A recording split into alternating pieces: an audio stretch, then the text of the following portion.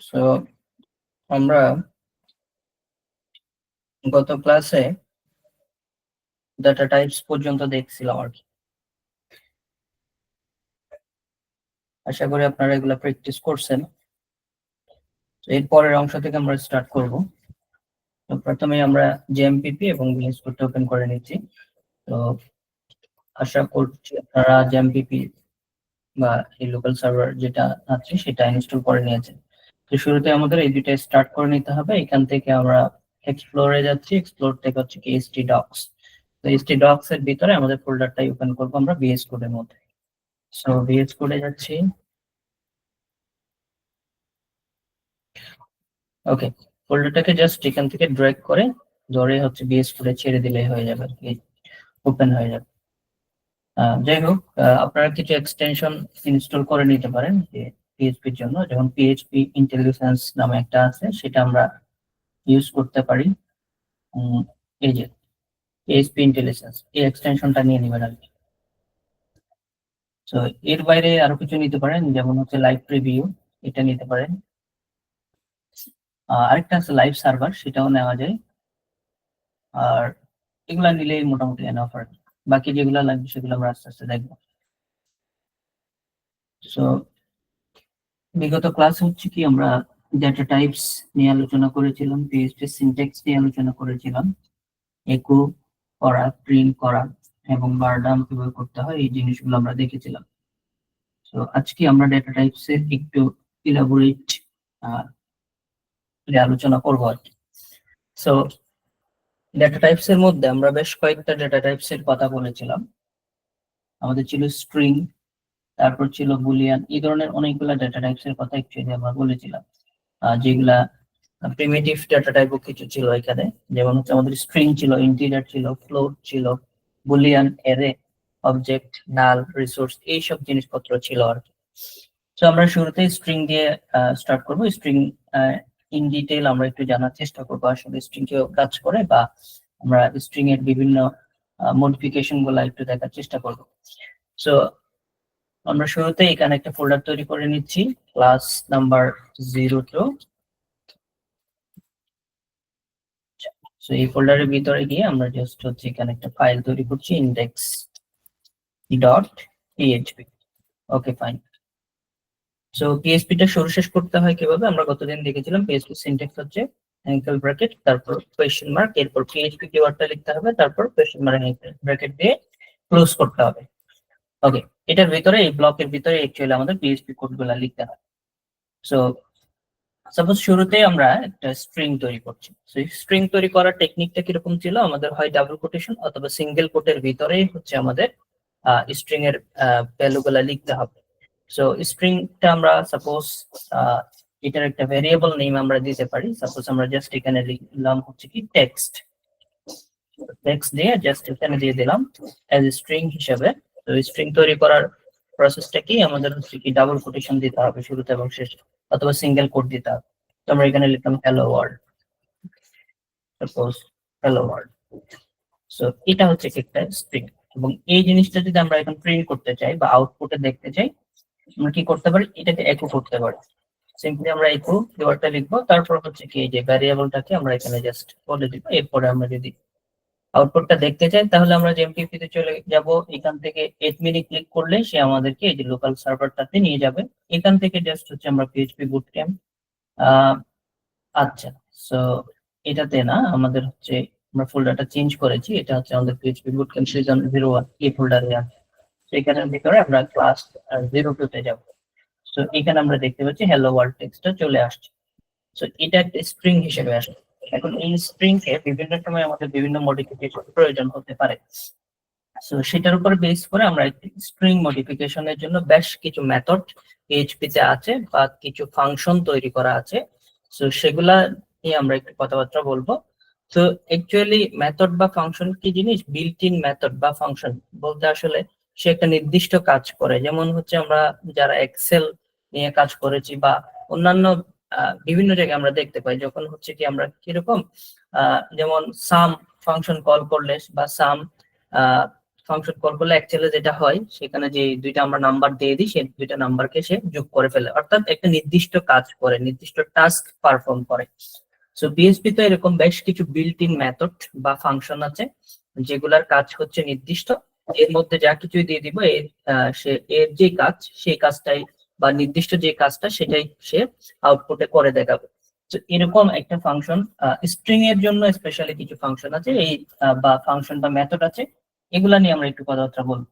So এরকম আমরা একটা ফাংশন যদি দেখতে চাই, শুরুতে আমরা str টু আপার str টু আপার নামে একটা ফাংশন আছে, যেটা অ্যাকচুয়ালি কি করে, আপার কেসে কনভার্ট করে স্ট্রিং কে। সো আমরা এখানে যদি নরমালি লিখি str টু আপার, সো এই ফাংশনটা আমরা দিয়ে দিই, এবং এই ফাংশনের ভিতরে আমাদের অ্যাকচুয়ালি প্রথম যে প্যারামিটারটা সে খুঁজছে, সে হচ্ছে কি একটা স্ট্রিং সার্চ করতেছে, আমাদের থেকে একটা স্ট্রিং এক্সপেক্ট করতেছে। আমরা সেই স্ট্রিংটাকে এখানে জাস্ট দিয়ে দিলাম টেক্সট হিসেবে, টেক্সট স্ট্রিংটাকে দিয়ে দিলাম, অর্থাৎ এই যে ভ্যারিয়েবল যেটা আছে সেটা দিয়ে দিলাম। এবার যদি আমরা একটু আউটপুটটা দেখতে চাই, সো সেখানে আমরা দেখতে পাবো এটা ক্যাপিটাল ক্যাপসে কনভার্ট হয়ে গেছে। আমরা যদি একটু রিলোড করি, এই যে ক্যাপিটাল ক্যাপসে এটা কনভার্ট হয়ে গেছে, ঠিক আছে।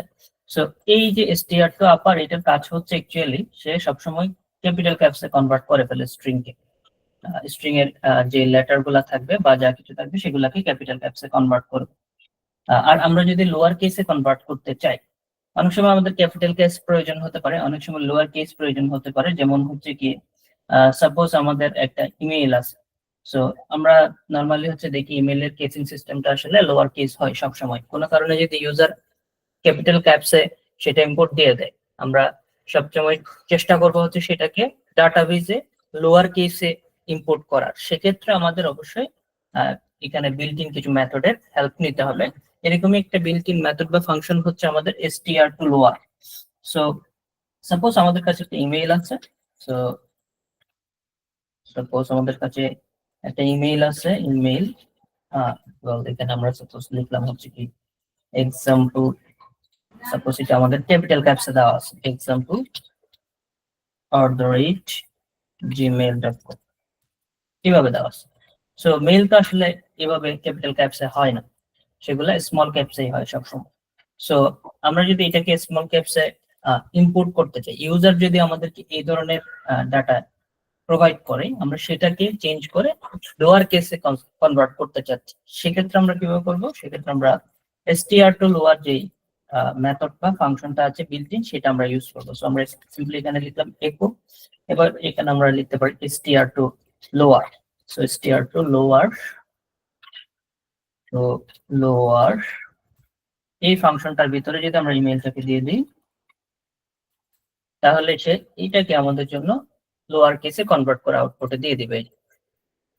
সো আশা করি এটা বুঝে গেছে।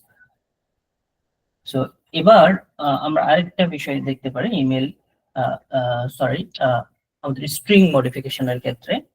যেমন আমরা str রিপ্লেস, সাপোজ আমরা স্পেসিফিক একটা ওয়ার্ডকে অন্য একটা ওয়ার্ড দ্বারা রিপ্লেস করতে চাচ্ছি। সো সেক্ষেত্রে সাপোজ আমি ওয়ার্ল্ড যে টেক্সটটা আছে সেটাকে অন্য কিছু দিয়ে রিপ্লেস করতে চাচ্ছি, সাপোজ আমি এখানে ওয়ার্ড যেখানে আছে সেখানে আমি হ্যালো পিএইচপি এরকম দিতে চাচ্ছি। সো এই ধরনের যদি আমরা মডিফিকেশন করতে চাই, সেক্ষেত্রে str রিপ্লেস নামের একটা মেথড আছে, সেটা আমরা ব্যবহার করতে পারি। সো আমরা সিম্পলি এখানে লিখতে পারি একো, আমরা সাপোজ এখানে বলছি হচ্ছে কি str রিপ্লেস করব আমরা। সো সেটা করার জন্য আমরা কি করতে পারি, এখানে str আন্ডারস্কোর রিপ্লেস। আচ্ছা, সো আমরা একটা কথা বলেছিলাম, সেটা হচ্ছে কি একদম শুরুর দিকে একটা বিষয় আমরা বলেছিলাম, সেটা হচ্ছে আমরা যখন ভেরিয়েবল নেম গুলা লিখবো, তখন সেগুলাকে আমরা পিএইচপি এর ক্ষেত্রে আমরা স্ন্যাক কেসিংটা সাজেস্ট করেছিলাম, বা স্ন্যাক কেসিং সিস্টেমটা বা রুলসটা ফলো করতে বলেছিলাম। এটার কারণ হচ্ছে কি, যে পিএইচপি তে যেগুলা বিল্ট ইন মেথড আছে বা বিল্ট ইন যেগুলো ফাংশন আছে, সেগুলো অ্যাকচুয়ালি স্ন্যাক কেসে ডেভেলপ করা। এই যে আমরা দেখতে পাচ্ছি str রিপ্লেস, এটাও কিন্তু স্ন্যাক কেসে ডেভেলপ করা। এই যে আমরা দেখতে পাচ্ছি str আন্ডারস্কোর রিপ্লেস, এই জিনিসটা হচ্ছে স্ন্যাক কেসিং সিস্টেম। সো এখানে যদি আমরা এবার রিপ্লেস করতে চাই, প্রথম যে প্যারামিটারটা, আমরা যদি এটার উপর মাউসের কার্সরটা রাখি, তাহলে সে আমাদেরকে সার্চ করতেছে। প্রথম প্যারামিটারটা হচ্ছে সার্চ করবে, সে কোন প্যারামিটারটাকে সে চেঞ্জ করবে সেটাকে আমাদের প্রথম বলতে হবে। সেকেন্ড যে প্যারামিটারটা, সেটা হচ্ছে আমাদের রিপ্লেস আসলে কি দিয়ে রিপ্লেস করবে সেই বিষয়টা আমাদের এখানে বলে দিতে হবে।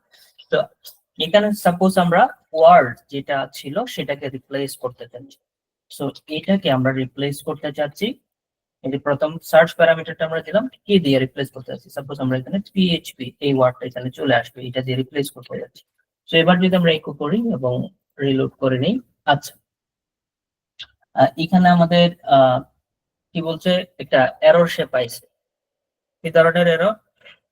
Stair replace expect at least 3 argument. So এটা আসলে আমাদের কাছে 3টা আর্গুমেন্ট সে এক্সপেক্ট করতেছে, আমরা দিয়েছি কয়টা? 2টা। সো 3টা আসলে কি কি এক্সপেক্ট করতেছে? প্রথমত সে সার্চ করবে আমরা কোন জিনিসটা অ্যাকচুয়ালি রিপ্লেস করতে চাচ্ছি, সেকেন্ডলি হচ্ছে কি দিয়ে রিপ্লেস করতে চাচ্ছি, তার যে প্যারামিটারটা সেখানে আমাদের বলে দিতে হবে কোন স্ট্রিং এর উপরে আমরা এই যে এই রিপ্লেস অপারেশনটা চালাতে চাচ্ছি বা অ্যাপ্লাই করতে চাচ্ছি সেটা। সো থার্ড প্যারামিটারে আমরা এখানে বলে দিলাম আমরা টেক্সট যে আমাদের স্ট্রিংটা আছে এটার উপরে সেটা অ্যাপ্লিকেশন করতে যাচ্ছি। সো আমরা এবার যদি রিলোড করে নেই, এই যে হ্যালো পিএইচপি চলে আসলো। সো আশা করি এটা বোঝা গেছে। সো এরকম আরো একটা মেথড আমরা দেখতে পারি, সেটা হচ্ছে স্টিয়ার রিভার্স, মানে সে রিভার্স করবে এই যে টেক্সটের যে অ্যালাইনমেন্ট সেটাকে রিভার্স করবে। আমরা সাপোজ এখানে সাপোজ আমরা এখানে বলছি হচ্ছে কি স্টিয়ার রিভার্স, একো করছি একো। সো স্টিয়ার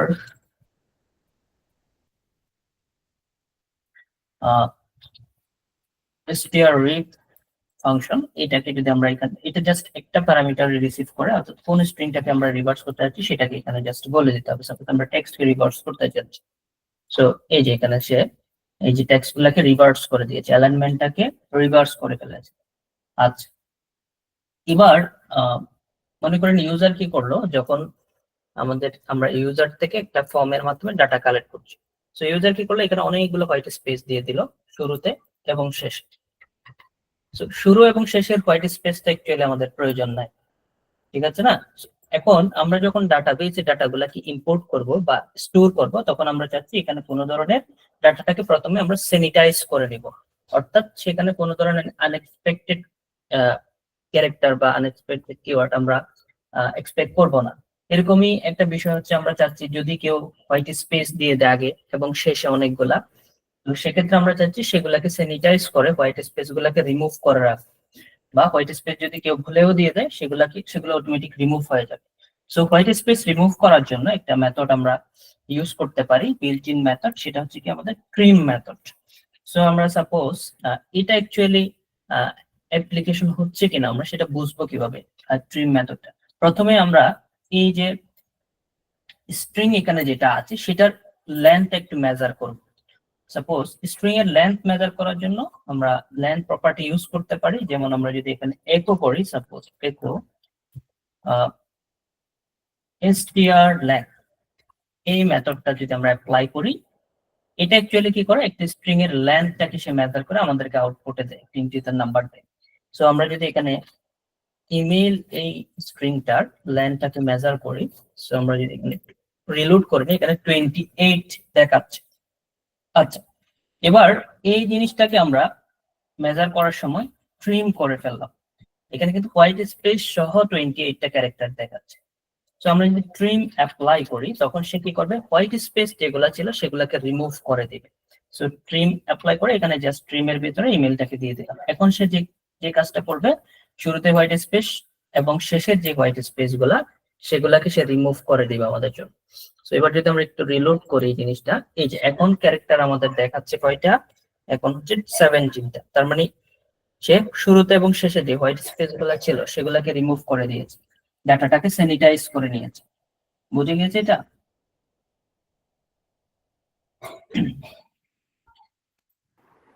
স্পেসের জায়গায় যদি ডট থাকতো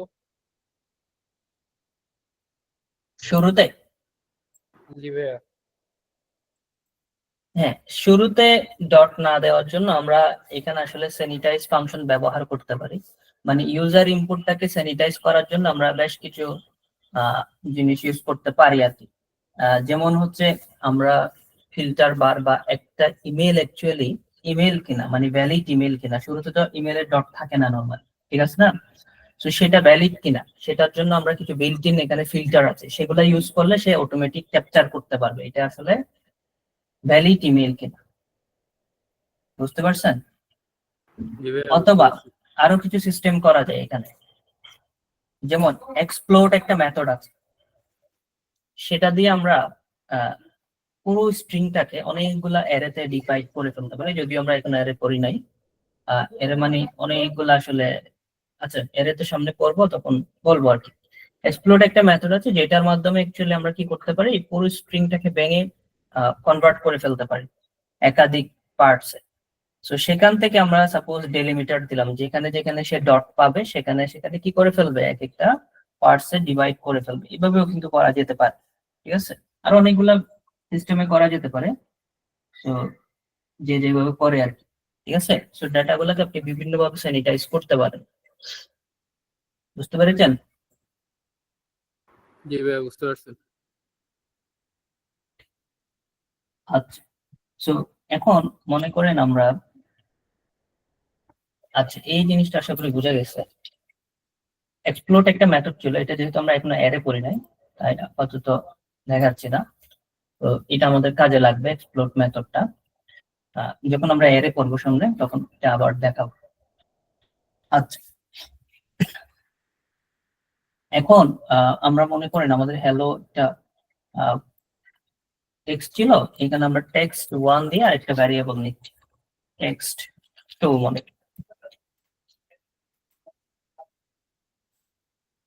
আচ্ছা, so আরেকটা কাজ করতে পারেন আপনি, এই যে যে বললেন এখানে ডট থাকলে, ঠিক আছে না, ডটটাকে আপনি রিমুভ করতে চাচ্ছেন, ঠিক আছে না।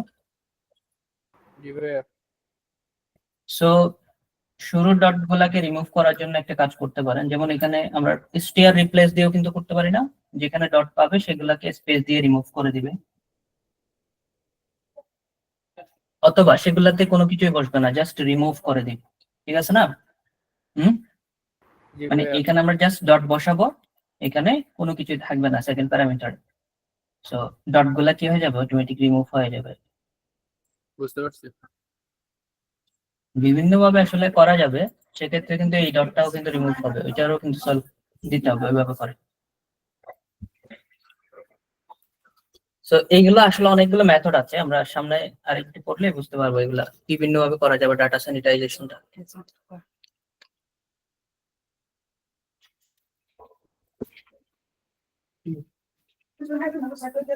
আচ্ছা, সো এখন আমরা একটু দেখবো হচ্ছে কি স্ট্রিং ইন্টারপোলেশন বা কনক্যাটিনেশন। মানে দুইটি স্ট্রিং কে আমরা কিভাবে এক জায়গায় অ্যাড করতে পারি বা জোড়া লাগাইতে পারি, কনক্যাটিনেশন করা বা কনক্যাট করা বা জোড়া লাগানো বলে আর কি, ঠিক আছে। সো সাপোজ এখানে আমরা সেকেন্ড টেক্সট যেটা, সেটাতে আমাদের ওয়ার্ড লেখা ছিল, ঠিক আছে, এভাবে ছিল। এখন আমরা চাচ্ছি এই দুইটা টেক্সট একসাথে দেখাবে, ঠিক আছে।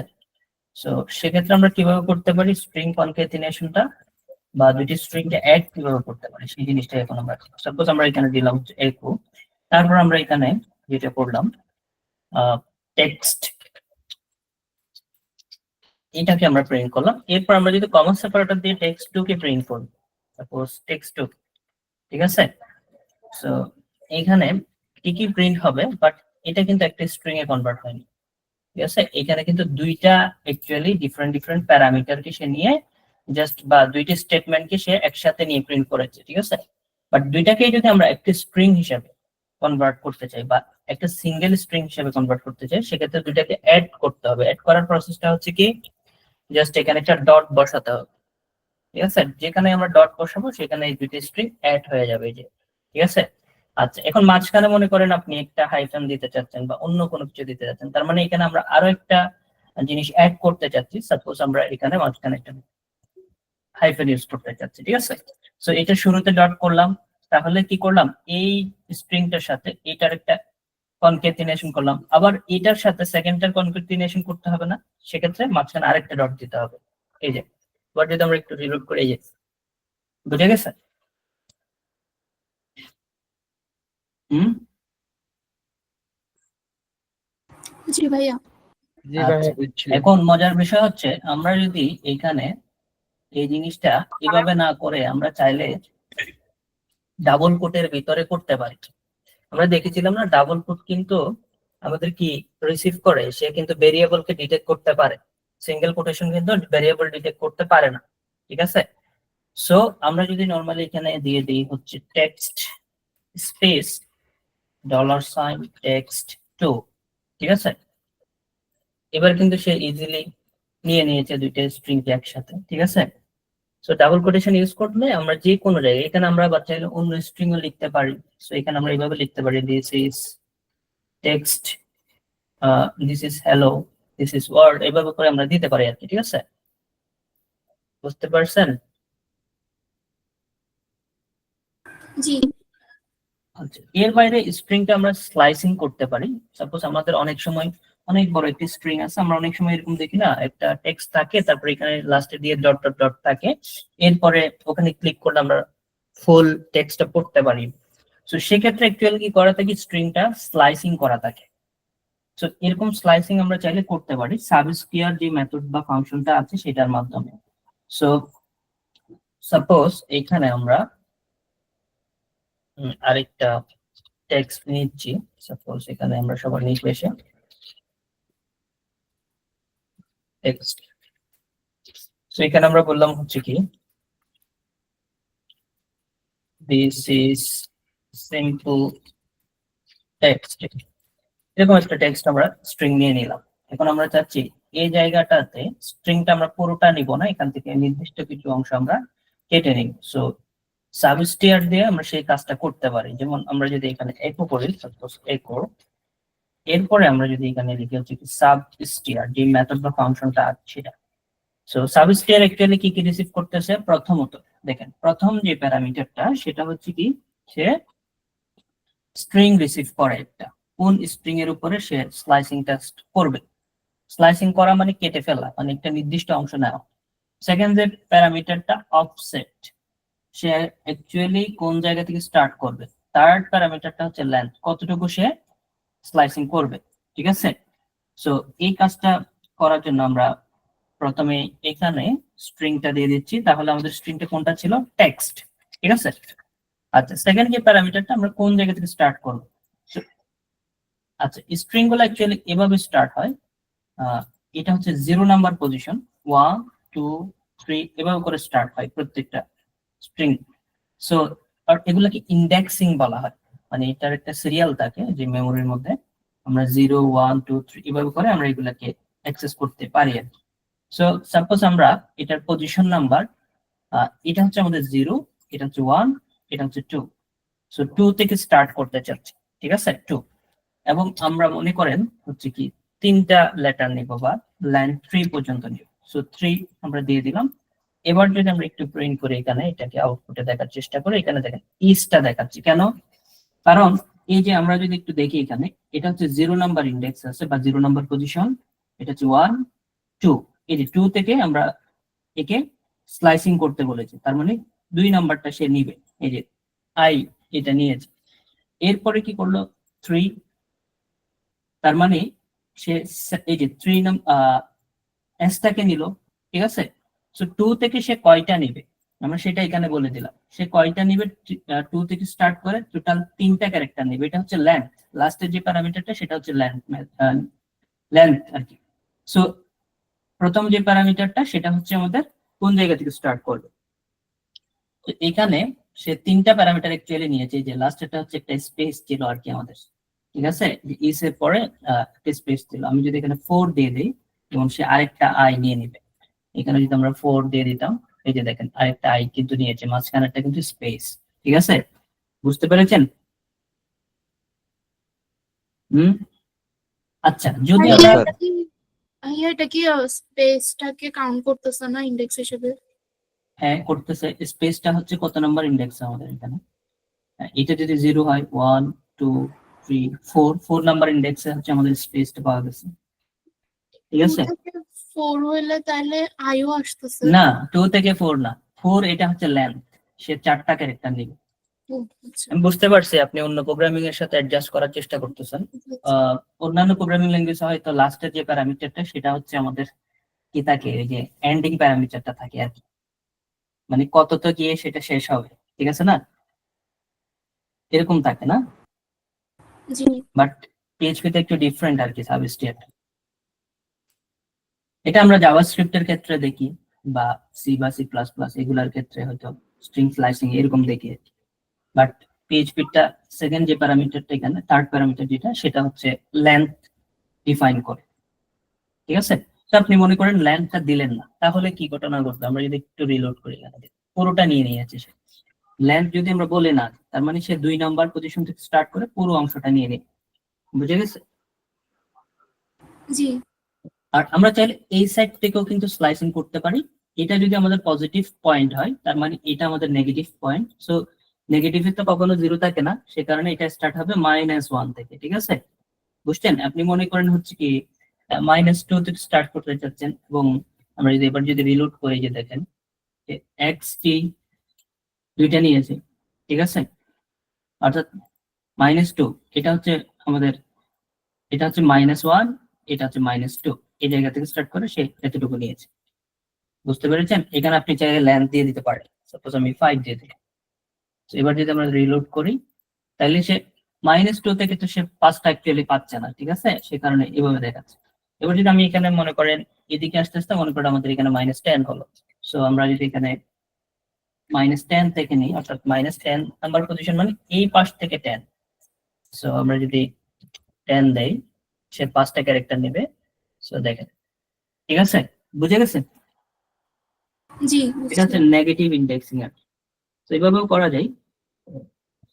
এর বাইরে স্ট্রিং এর আরো অনেকগুলো আসলে ব্যাপার আছে। যেমন হচ্ছে আপনি এখানে মনে করেন একটা ডাবল কোটেশন আপনি এখানে আবার প্রিন্ট করতে চাচ্ছেন, ঠিক আছে।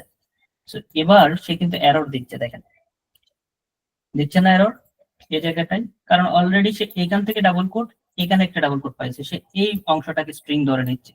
আবার সে এখান থেকে আবার একটা স্ট্রিং শুরু করার চেষ্টা করতেছে এই ডাবল কোট দিয়ে। মাঝখানে যে টেক্সটটা আমরা লিখলাম সেটাকে সে রিকগনাইজ করতে পারতেছে না, এটা কি জিনিস, ঠিক আছে। সো এরকম ডাবল কোট যদি আমাদের প্রিন্ট করতে হয়, সেক্ষেত্রে এসকেপ ক্যারেক্টার বা ব্যাকস্ল্যাশ বলে কিছু জিনিস আছে। সো ব্যাকস্ল্যাশ ক্যারেক্টার বলে এগুলাকে, কারণ হচ্ছে এগুলো আমরা ব্যাকস্ল্যাশ এর মাধ্যমে করতে পারি। সাপোজ আমি এই কোটেশনটাও প্রিন্ট করতে চাচ্ছি, সেক্ষেত্রে আমাদের এখানে কি ইউজ করতে হবে, ব্যাকস্ল্যাশ ইউজ করতে হবে, ঠিক আছে। এই জন্য এগুলাকে ব্যাকস্ল্যাশ ক্যারেক্টার বলে আর কি। তো এরকম অনেকগুলো ব্যাকস্ল্যাশ ক্যারেক্টার আছে। তো এর মধ্যে একটা হচ্ছে কি, আমরা এরকম ব্যাকস্ল্যাশ দিয়ে জাস্ট ডাবল কোটটা প্রিন্ট করতে চাইলে এভাবে করবো আর কি। এই যে দেখেন ডাবল কোট এখানে প্রিন্ট হয়ে গেছে। অথবা আমরা এখানে যদি ব্যাকস্ল্যাশ টি দিই, সে একটা ট্যাব তৈরি করবে, মানে 4টা স্পেস তৈরি করবে। ব্যাকস্ল্যাশ এন দিলে নিউ লাইন তৈরি করবে, ঠিক আছে। হুম, বুঝতে পেরেছেন। কিন্তু আমি যদি ব্যাকস্ল্যাশ এন এখানে দেই, দেখেন এটা কি নিউ লাইনে আসছে? হুম, না আসে নাই। এটা তো আমাদের অ্যাকচুয়ালি কনসোলের জিনিস, মানে এসকেপ ক্যারেক্টার গুলো আমাদের কাজ করে কোথায়, কনসোলে না। এটা তো আমাদের একটা ডকুমেন্ট আর কি। সো ওয়েব ডকুমেন্টে তো আর ব্যাকস্ল্যাশ ক্যারেক্টার গুলা কাজ করে না, ঠিক আছে না। এটা আপনারা হচ্ছে যারা সি বা অন্যান্য প্রোগ্রামিং গুলো পড়ছেন ওখানে আশা করি দেখেছেন। তো যেগুলো আমরা কনসোলে প্রিন্ট করি, যে জিনিসপত্রগুলা, সেগুলাতে কিন্তু ব্যাকস্ল্যাশ ক্যারেক্টার গুলা কাজ করে, ঠিক আছে না। বুঝছেন, কারো কোয়েশ্চেন আছে? না বুঝলে বলেন। স্যার স্ট্রিং এর ভিতর কাজ করে না কি, যখন প্রিন্ট করি তখন কাজ করে স্ল্যাশ এনটা। স্ট্রিং এর ভিতর না, অ্যাকচুয়ালি আমরা এটা ডকুমেন্ট না একটা, জি স্যার। এটা এসটিএমএল কনভার্ট হয়ে গেছে না, হ্যাঁ। এটাতে তো কাজ করবে না, জি ডকুমেন্টে স্যার। তো কাজ করবে না, এটা তো স্ট্রিং এ এই যে আমাদের এসটিএমএল কনভার্ট হয়ে গেছে। এটা যদি একটা সাপোজ আমরা টার্মিনালে কাজ করাইতাম বা একটা কনসোলে কাজ করতাম আমরা, সেখানে কিন্তু এটা ঠিকই কাজ করতো, পরের লাইনে কিন্তু শো করতো, বুঝছেন। জি স্যার। আচ্ছা, আর কারো কোয়েশ্চেন আছে স্ট্রিং নিয়ে আমরা যা কিছু দেখলাম? আশা করি পারা যাবে। সো এরপরে আমরা আরেকটা ডেটা টাইপ নিয়ে একটু আলোচনা করি, সেটা হচ্ছে আমাদের পিএইচপি নাম্বার। সো আমরা 3 ধরনের নাম্বার অ্যাকচুয়ালি দেখতে পাই পিএইচপিতে, বা আমরা কাউন্ট করতে পারি 3 ধরনের। একটা হচ্ছে ইন্টিজার, একটা ফ্লোট, আর একটা হচ্ছে নাম্বার স্ট্রিংস যেটাকে আমরা বলে থাকি। সো ইন্টিজার তো আমরা অ্যাকচুয়ালি জানি, যেমন আমরা যদি সাপোজ $সাইন নাম দিয়ে একটা নাম্বার নিয়ে নিলাম 5, এটা একটা ইন্টিজার নাম্বার। কিভাবে আমরা বুঝতে পারবো? আমরা যদি এখানে বার ডাউন করি, এই যে নাম্বারটাকে আমরা একটু যদি বার ডাউন করি, এবার যদি আমরা সেটা একটা আউটপুটে দেখি, এই যে এটা আমাদেরকে ইন্টিজার হিসেবে সে পাচ্ছে, ঠিক আছে। সো এখানে আমি 5.5 করে দিলাম। মনে করেন আমি এখান থেকে কন্ট্রোল শিফট ডাউন অ্যারো দিয়ে আরেকবার কপি পেস্ট করলাম, ঠিক আছে। তো কপি পেস্ট করার টেকনিকটা হচ্ছে, আপনি যে লাইনটা কপি পেস্ট করবেন সেখানে মাউসের কার্সর রেখে control shift down arrow press করলে কিবোর্ডে অটোমেটিক কপি পেস্ট হয়ে যাবে, ঠিক আছে। আচ্ছা, সো আমি এখানে 5.5 দিলাম। সো এটা আমরা বললাম হচ্ছে কি নাম্বার 1, ঠিক আছে। আচ্ছা, এখানে মনে করেন আমি নাম্বারই রাখলাম। সো এবার দেখেন কি হয়ে গেছে, রিপ্লেস হয়ে গেছে। সো পিএইচপি কিন্তু সিকোয়েন্স, এখানে সিকোয়েন্স অনুযায়ী সে প্রথম লাইনটাকে রিড করতেছে, সে একটা ইন্টিজার পাচ্ছে, পরের লাইনে সেম ভেরিয়েবল নেমের মধ্যে সে আরেকটা ভ্যালু পাচ্ছে, আগেরটাকে রিপ্লেস করে দিবে এটা। সেক্ষেত্রে আমরা একই ভেরিয়েবল নেম রাখলে কিন্তু সে সব সময় লেটেস্টটাকে নেবে, ঠিক আছে। সো এটা একটু মাথায় রাখতে হবে। আমরা ডিফারেন্স করার জন্য জাস্ট 1 দিয়ে দিলাম এখানে। 1 যদি আমরা দিই, এটা হচ্ছে ফ্লোট নাম্বার সে পাচ্ছে, ঠিক আছে। আচ্ছা, এটা আশা করি বুঝে গেছে। আর কিছু নাম্বার আছে যেগুলাকে আমরা নিউমেরিক স্ট্রিং বলে থাকি। নিউমেরিক স্ট্রিং বলতে আসলে এগুলা স্ট্রিং, বাট এগুলা হচ্ছে নাম্বার, বা এগুলাকে নাম্বারে কনভার্ট করা যেতে পারে, এই ধরনের কিছু বিষয় আছে। যেমন আমরা যদি একটা নাম্বার লিখি, সাপোজ নাম্বার 3, এখানে জাস্ট লিখলাম হচ্ছে কি ডাবল কোটেশন 5, ঠিক আছে। সো এবার আমরা যদি এটাকে প্রিন্ট করি, একটু যদি আমরা রিলোড করি, এটা কি দেখাচ্ছে? আমাদের স্ট্রিং দেখাচ্ছে। তো এই ধরনের এই যে নাম্বার গুলাকে, যেগুলো আসলে স্ট্রিং ফরম্যাটে থাকে, এগুলাকে নিউমেরিক স্ট্রিং বলে, বা নাম্বার স্ট্রিংসও বলে অনেক সময়, ঠিক আছে। তো এগুলাকে খুব ইজিলি চাইলে আমরা স্ট্রিং থেকে নাম্বারে, নাম্বার থেকে স্ট্রিং এভাবে কনভার্ট করতে পারি। আচ্ছা, এর বাইরে আরো কিছু সিস্টেম আছে, নাম্বারের 2টা টাইপস আছে আরো। একটা হচ্ছে কি ইনফিনিটি, আর একটা হচ্ছে কি not a number. Suppose not a number আসলে যেগুলো ভ্যালিড নাম্বার না, সেগুলাকে নট এ নাম্বার আমরা বলতে পারি। যেমন এই নাম্বারটাকে আমরা চাইলে, এখানে যে স্ট্রিংটা আমরা এখন দেখতে পাচ্ছি, এটাকে চাইলে আমরা কিসে কনভার্ট করতে পারবো? এটাকে চাইলে আমরা একটা ভ্যালিড নাম্বারে কনভার্ট করতে পারবো, কারণ এখানে শুধুমাত্র নাম্বার ছাড়া স্ট্রিং এর ভিতরে আর কিছুই নাই। বাট এখানে যদি একটা লেটার, এটা কিন্তু ভ্যালিড নাম্বারে কনভার্ট করা সম্ভব হইতো না আমাদের, ঠিক আছে। তখন সেটা একটা নট এ নাম্বার হয়ে যেত। এটা একটা টাইপ আর কি। সো নট এ নাম্বার টাইপটা এন দিয়ে বোঝায় আর। সো এটা আপনারা বিভিন্ন জায়গায় দেখবেন, বা অনেক সময় দেখবেন এন আসছে, সেখানে আসলে নট এ নাম্বার বোঝায়। এরপরে আমাদের ইনফিনিটি একটা টাইপ আছে। তো ইনফিনিটি টাইপটা আসলে পিএইচপির তো একটা নাম্বার লিমিট আছে, সে কতটুকু পর্যন্ত মানে কাউন্ট করতে পারে। সো এরকম একটা নাম্বার লিমিট আছে যে সে কতটুকু পর্যন্ত এক্স্যাক্টলি যেতে পারে। এটার বাইরে গেলে তখন সেটাকে সে ইনফিনিটি হিসেবে কাউন্ট করে। আর নট এ নাম্বারটা কেমন? সাপোজ হচ্ছে কি আমরা এখানে নিউ নাম দিয়ে এখানে সাপোজ একটা ভ্যারিয়েবল নিলাম, এখানে জাস্ট বললাম, মনে করেন হচ্ছে কি আমরা আমাদের ইচ্ছে মতো একটা ফাংশন অ্যাপ্লাই করতেছি, কস, ঠিক আছে। এ ধরনের কোনো ফাংশন নাই আসলে পিএইচপি তে, ঠিক আছে। তো এখানে আমরা জাস্ট বললাম হচ্ছে কি কস 8 বা 10, এরকম একটা নাম্বার আমরা এখানে দিয়ে দিলাম, ফ্লোট নাম্বার বা যে কোনো ধরনের একটা নাম্বার আমরা এখানে দিয়ে দিলাম, ঠিক আছে। সো এটা আসলে কি করবে? একস দিয়ে আমরা কি করলাম, একটা মেথড মনে করেন কল করলাম, ঠিক আছে। যেটা অ্যাকচুয়ালি কি করে আমাদের এই যে কোসাইন রিটার্ন করে, ঠিক আছে। সো এটা আসলে কি ধরনের সে ভ্যালু রিটার্ন করতেছে? এটা তো আসলে কোসাইন রিটার্ন করা মানে কি একটা অ্যাঙ্গেল রিটার্ন করা, ঠিক আছে না। সো আমরা যদি এই ভ্যালুটার কি ধরনের সেটা যদি একটু দেখার চেষ্টা করি, এখানে মনে করেন আমরা জাস্ট বললাম হচ্ছে কি নিউ নাম।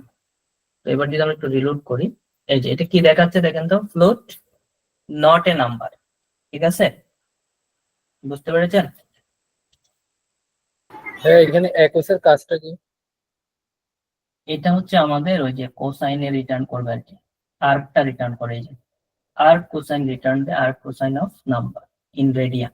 রেডিয়ানে সে আমাদেরকে কোনটা রিটার্ন করবে আর কি, বুঝছেন? এই জি ভাই, বুঝতে পারছি। আচ্ছা, ভাই পিএইচপি তে কি ডাবল ভেরিয়েবল আছে? হুম, পিএইচপি তে কি ডাবল ভেরিয়েবলটা আছে? যেমন ফ্লোট আর ডাবল। ফ্লোট তো আছে, দেখেন ডাবলটা। এখানে ডাবল বলতে আমরা অ্যাকচুয়ালি কি বুঝি নরমালি অন্যান্য প্রোগ্রামিং এর ক্ষেত্রে? ফ্লোট নাম্বারটাকেই তো বুঝি না?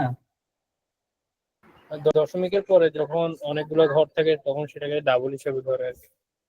হ্যাঁ, তখন সেটা হচ্ছে ওই যে আপনি প্রিমিটিভ ডাটা টাইপের কথা বলতেছেন, যেখানে একাধিক ভ্যালু থাকে, দুইয়ের অধিক। জি ভাই। এখানে অ্যাকচুয়ালি তিনটা টাইপ দিয়ে সবগুলাকে ডিফাইন করা যায় পিএইচপি তে। সেটা হচ্ছে কি, আমরা ইন্টিজার দিয়ে ডিফাইন করতে পারি, আর যত ডেসিমেল পয়েন্ট নাম্বার আসবে সবগুলাই ফ্লোটের আন্ডারে পড়ে যাবে আর কি, বুঝছেন? জি ভাই, ওটার বুঝতে জন্য পারছি। স্পেসিফিক কোনো ডাটা টাইপ নাই আর কি, যে ডাবল আলাদা করে ডাটা টাইপ নাই। সো ইন্টিজারের লিমিট কত, তারপর হচ্ছে কি আপনার টোটাল লিমিট কত, এগুলো একটু আপনারা দেখে নিন। এটার একটা নির্দিষ্ট লিমিট আছে, যে কতটুকু পর্যন্ত আসলে পিএইচপি কাউন্ট করতে পারে, বুঝছেন? এটার বাইরে গেলে সেটাকে আমরা ইনফিনিটি হিসেবে ধরে থাকি আর কি। ঠিক আছে, এটা আবার বিটের উপর ডিপেন্ড করে, মানে সিস্টেমের বিটের উপরে। আচ্ছা, সো এটা অ্যাকচুয়ালি দেখা যায় একটা সিস্টেম করে, আমরা চাইলে সেটা হয়তো দেখতে পারি যে ম্যাক্স নাম্বার আসলে পিএইচপি তে কত, সেটা চাইলে দেখা যায় আর কি। বা কোন একটা নাম্বার ফাইনিট কিনা বা নিউমেরিক কিনা, আর অনেক ধরনের বিষয় চেক করা যায়। সো ম্যাক্স নাম্বারটা দেখার জন্য অ্যাকচুয়ালি পিএইচপি ইন্ট ম্যাক্স নামে একটা প্যারামিটার সেখানে আছে। সো এটার মাধ্যমে আমরা চাইলে দেখতে পারি। এটা হচ্ছে কি পিএইচপি আন্ডারস্কোর ইন্ট ম্যাক্স। ঠিক আছে, এবার যদি আমি একটু রিলোড করি, এই যে দেখেন, এই যে এটা দেখাচ্ছে, এটা হচ্ছে পিএইচপি লিমিটার, সে কতটুকু ম্যাক্স পর্যন্ত নাম্বার নিতে পারে। সো মিনিমাম একটা লিমিট আছে। So PHP underscore int underscore minimum মিন।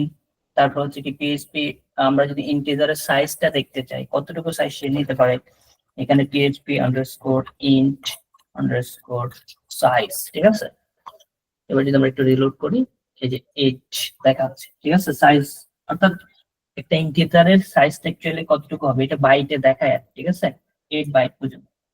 বুঝতে পারছেন? হুম, জি আচ্ছা। ভাই, বুঝতে পারছি। একটা নাম্বার অ্যাকচুয়ালি ইন্টিজার নাম্বার কিনা সেটা আমরা চেক করার জন্য বেশ কিছু টেকনিক এখানে আছে, সেগুলো আমরা অ্যাপ্লাই করতে পারি। ইস ইন্ট নামের একটা মেথড আছে, সেটার মধ্যে আমরা দেখতে পারি। সো আমরা সাপোজ এখানে দেখলাম হচ্ছে কি ইস ইন্ট, অর্থাৎ এ নাম্বারটা ইন্টিজার কিনা। সাপোজ আমরা নাম্বার যে মেথড আছে সেটা, সরি ভেরিয়েবলটা আছে সেটা থেকে এই ভ্যালুটাকে চেক করতেছি এটা ইন্টিজার কিনা। আমাদের কি দিচ্ছে? ট্রু দিচ্ছে। যদি ইন্টিজার হয় ট্রু দিবে, এটা ইন্টিজার না সে কারণে আমাদেরকে ট্রু দিল। মনে করেন আমি এবার নাম্বার 1 কে চেক করতে যাচ্ছি, সেক্ষেত্রে অবশ্যই ফলস দেওয়ার কথা, এটা কিন্তু ইন্টিজার না। ঠিক আছে, এই যে আমাদের ফলস দিয়ে দিয়েছে না? ঠিক আছে, বুঝতে পারছেন? হুম, আচ্ছা। ইস ইন্ট এটা হচ্ছে ইস ইন্টিজারের একটা অ্যালাইস। অ্যালাইস মানে কি বলতে পারবেন কেউ?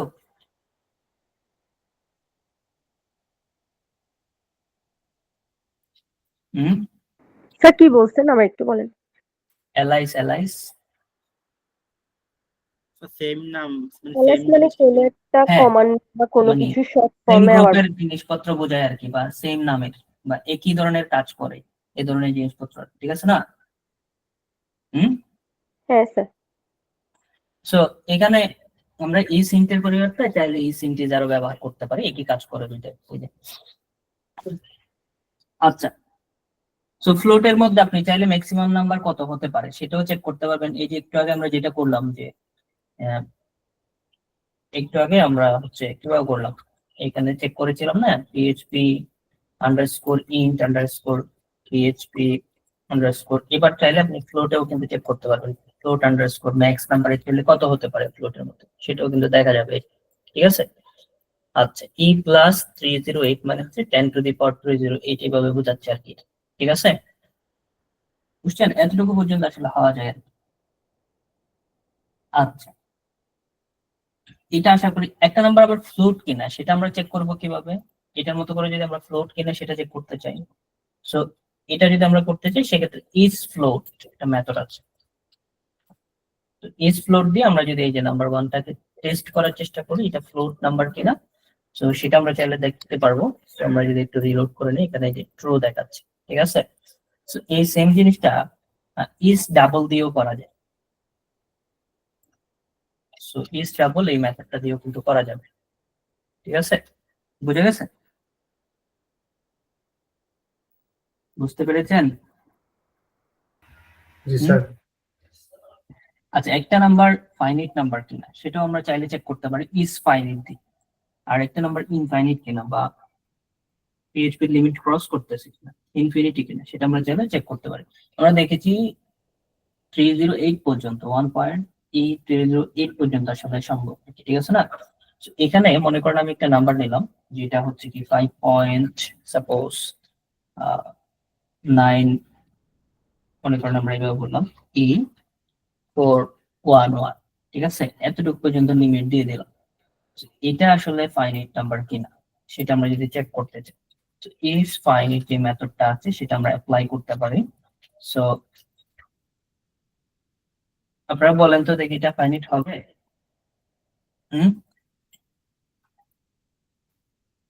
এটা কি ফাইনাইট নাম্বার হবে? বলতে পারবেন কেউ? এই একটু আগে দেখলেন না কত পর্যন্ত হয়, 308 পর্যন্ত। ঠিক আছে না, এখানে ফলস দেখাচ্ছে, এটা ফাইনাইট না। কেন? একটু আগে আমরা দেখলাম না ফাইনাইট নাম্বার আসলে কত পর্যন্ত। আমরা যদি এখানে একটু দেখি পিএইচপি আন্ডারস্কোর ফ্লোট, এখানে এই যে ম্যাক্স কত পর্যন্ত একটু দেখেন তো, 308 পর্যন্ত না, 1.7 আর হচ্ছে 10⁻308 পর্যন্ত না। ঠিক আছে, এটা থেকে অনেক বড় নাই নাম্বারটা? হ্যাঁ স্যার। ঠিক আছে না? হ্যাঁ, সো এটাই তো ফাইনাইট নাম্বার হবে না আসলে, সে কারণে এখানে ফলস দেখাচ্ছিল। ইজ ফাইনাইটটা আমাদের এখানে এই যে ফলস দেখাচ্ছিল। ঠিক আছে, অথবা আমরা যদি এখানে এটাকে জাস্ট বার ডাউন করে দেখতাম নাম্বারটাকে, সাপোজ হচ্ছে কি আমরা এভাবে দিয়ে দিলাম, এখানে আমরা হচ্ছে কি জাস্ট নাম্বারটাকে দেখার চেষ্টা করছি, রিলোড করলাম, দেখেন ইনফিনিটি দেখাচ্ছে। ঠিক আছে, বুঝে গেছে?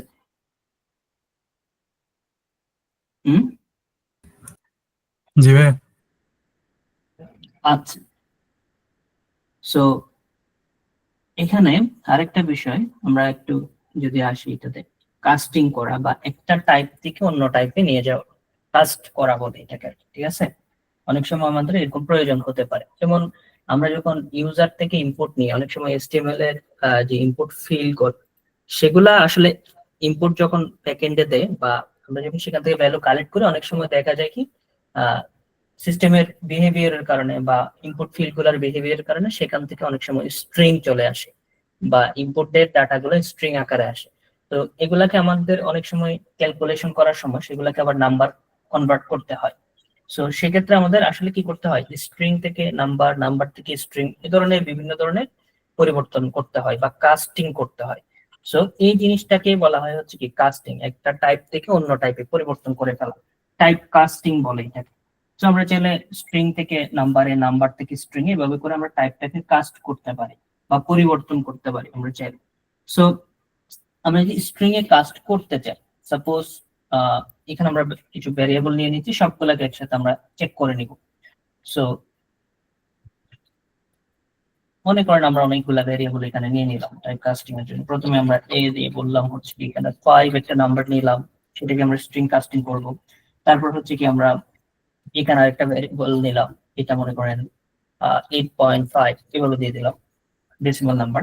এরপর আমরা আরেকটা ভ্যারিয়েবল নিলাম দিয়ে, সেখানে আমরা বললাম হচ্ছে কি এটাতে একটা স্ট্রিং থাকবে হ্যালো, ঠিক আছে। তারপর আমরা এখানে আরেকটা ভেরিয়েবল নিয়ে নিলাম, এখানে মনে করেন আমরা বুলিয়ান টাইপের ডাটা নিচ্ছি, সো এখানে আমরা বললাম হচ্ছে ফলস। তারপর আমরা আরেকটা ডাটা নিচ্ছি এখানে, সাপোজ এই দিয়ে এখানে জাস্ট বললাম হচ্ছে কি নাল, ওই যে নাল যে ডাটা টাইপটার কথা আমরা বলেছি সেটা এখানে নিয়ে নিলাম, ঠিক আছে। Okay fine. তো এবার এগুলার টাইপ গুলাকে আমরা কাস্ট করব, মানে টাইপ গুলাকে আমরা পরিবর্তন করব। এটা কিন্তু এখন নাম্বারে আছে, এটা ফ্লোটে আছে, এটি স্ট্রিং এ আছে। সো আমরা এগুলাকে একটু কাস্ট করে নিব বা পরিবর্তন করে নিব। সো সেটা করার জন্য আমরা কি করব, প্রথমে আমি এর মধ্যে যে ভ্যারিয়েবলটা আছে সেটাকে কাস্ট করছি। তো কাস্ট করার টেকনিকটা প্রথমে আমাদের টাইপটাকে এখানে প্যারেনথেসিস বা ফার্স্ট ব্র্যাকেটের ভিতরে বলে দিতে হবে। সো আমরা করতে চাচ্ছি অ্যাকচুয়ালি এটাকে স্ট্রিং। সো স্ট্রিং করার জন্য আমরা জাস্ট এখানে দিয়ে দিলাম স্ট্রিং, এই যে এই কিওয়ার্ডটা আমাদের দিয়ে দিতে হবে। তারপর ভ্যারিয়েবলটাকে আমাদের নিয়ে নিতে হবে এখানে, এই যে ভ্যারিয়েবলটা এখানে আছে এর মধ্যে আমরা 5টাকে চেঞ্জ করে নিলাম এবং আবার এ নামক একটা ভ্যারিয়েবলের মধ্যে আমরা সেটাকে স্টোর করে রাখবো। সো এতটুকু করার পরে যদি আমি সিম্পলি বার ডাউন করি এটাকে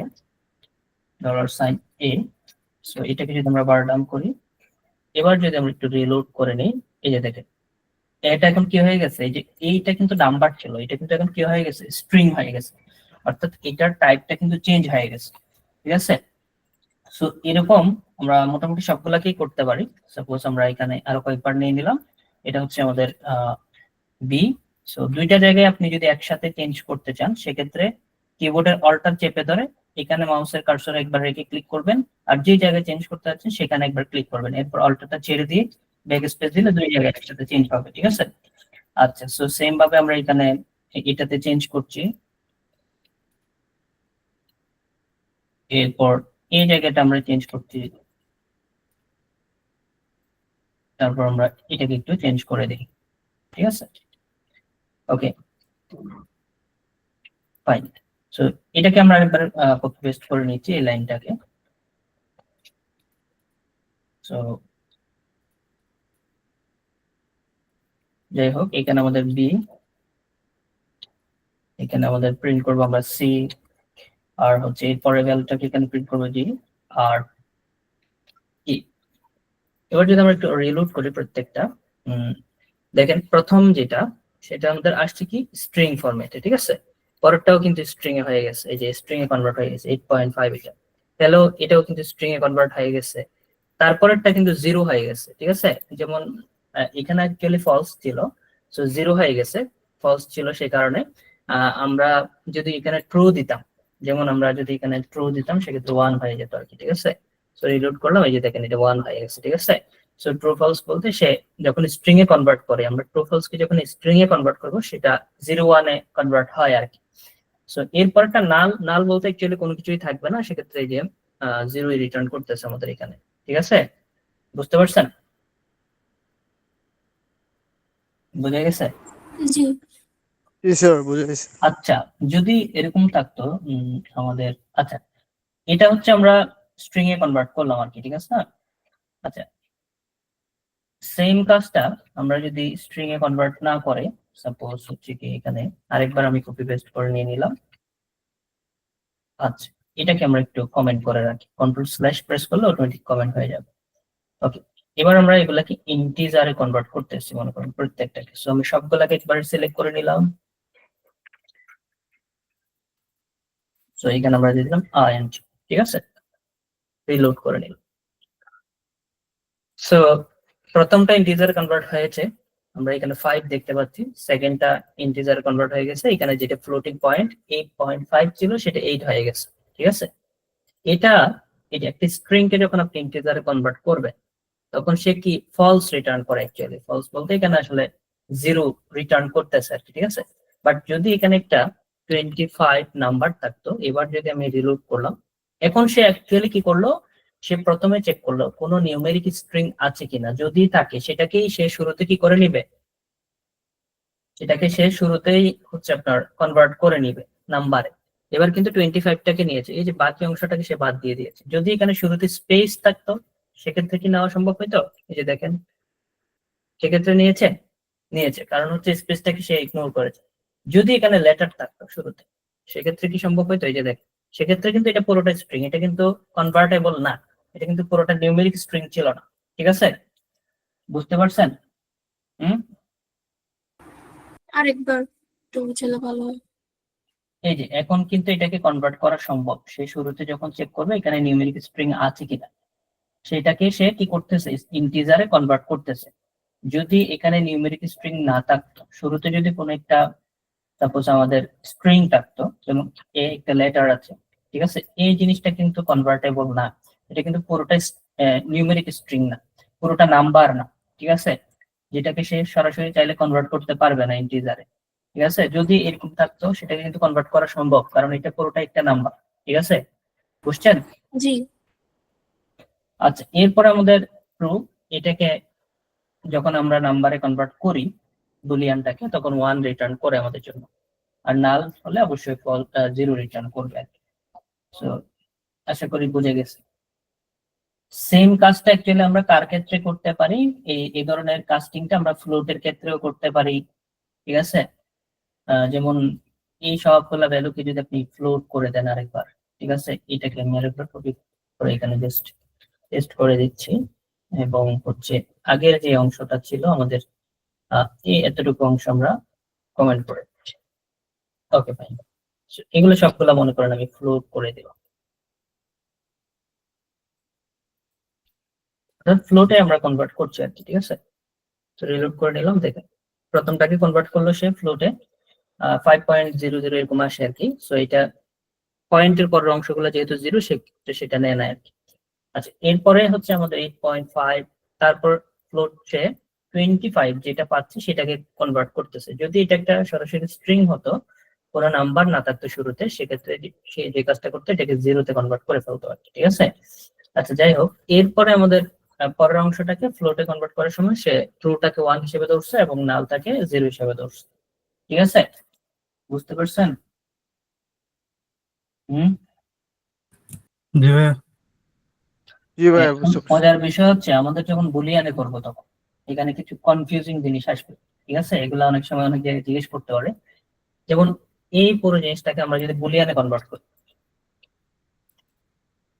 আচ্ছা, সো এগুলাকে আমরা বাদ দিয়ে দিচ্ছি।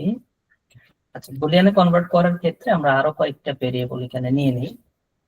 যেমন হচ্ছে এখানে আমরা সাপোজ এফ ইকুয়াল, সাপোজ আমরা এখানে একটা স্ট্রিং নিচ্ছি, এমটি স্ট্রিং মনে করেন, এখানে একটা এমটি স্ট্রিং নিলাম, মানে কোনো কিছুই থাকবে না আর কি। ঠিক আছে, তারপর আমরা আরেকটা ভেরিয়েবল নিলাম, যে এখানে ইকুয়াল দিয়ে এটা বললাম হচ্ছে এটা নেগেটিভ ভ্যালু -1 মনে করেন। ঠিক আছে, তারপর হচ্ছে আমরা এখানে আরেকটা মনে করেন দিলাম, সেটাতে আমরা দিলাম হচ্ছে কি 0 পয়েন্ট সামথিং মনে করেন 1। তারপর আমরা আরেকটা ভেরিয়েবল নিলাম আই, সেটাতে আমরা নাল দিতে পারি। আচ্ছা, নাল তো একটা আমরা অলরেডি নিয়েছি। ঠিক আছে, এখানে আরেকটা মনে করেন আমরা নিলাম, এটাতে আমরা আরেকটা স্ট্রিং দিচ্ছি, জাস্ট পিওর একটা স্ট্রিং। সো এখানে আমরা জাস্ট হ্যালো বলে দিলাম। ঠিক আছে, ওকে ফাইন। সো এই জায়গাটায় তাহলে আমাদের একটা আসলে হচ্ছে কি, এখানে আমাদের GHI 3টা এক্সট্রা যেগুলো নিয়েছি সেগুলো আসবে। সো এইগুলো আমরা একটু চেঞ্জ করে দেই। সো পরের লাইনটা চেঞ্জ হবে G, তারপর হচ্ছে আমাদের এখানে H, এরপরটাকে আমরা চেঞ্জ করে দিচ্ছি I।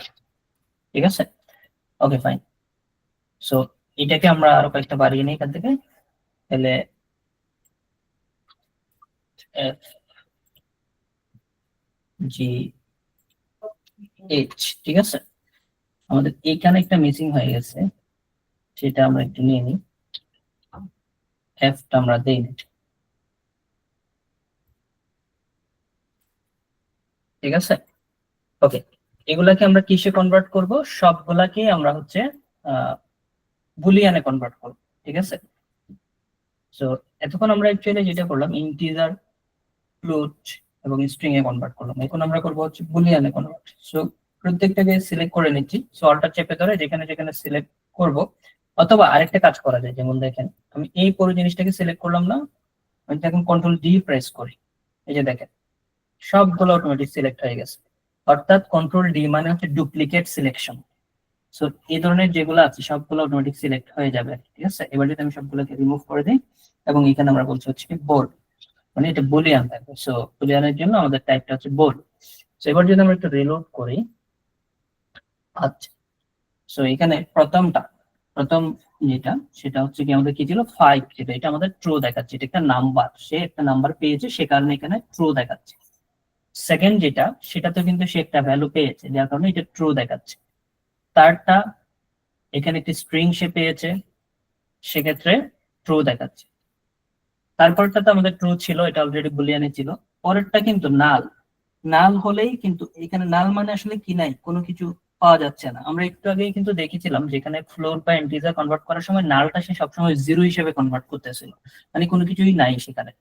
সো নালের ক্ষেত্রে এই জিনিসটা হচ্ছে ফলস রিটার্ন করবে।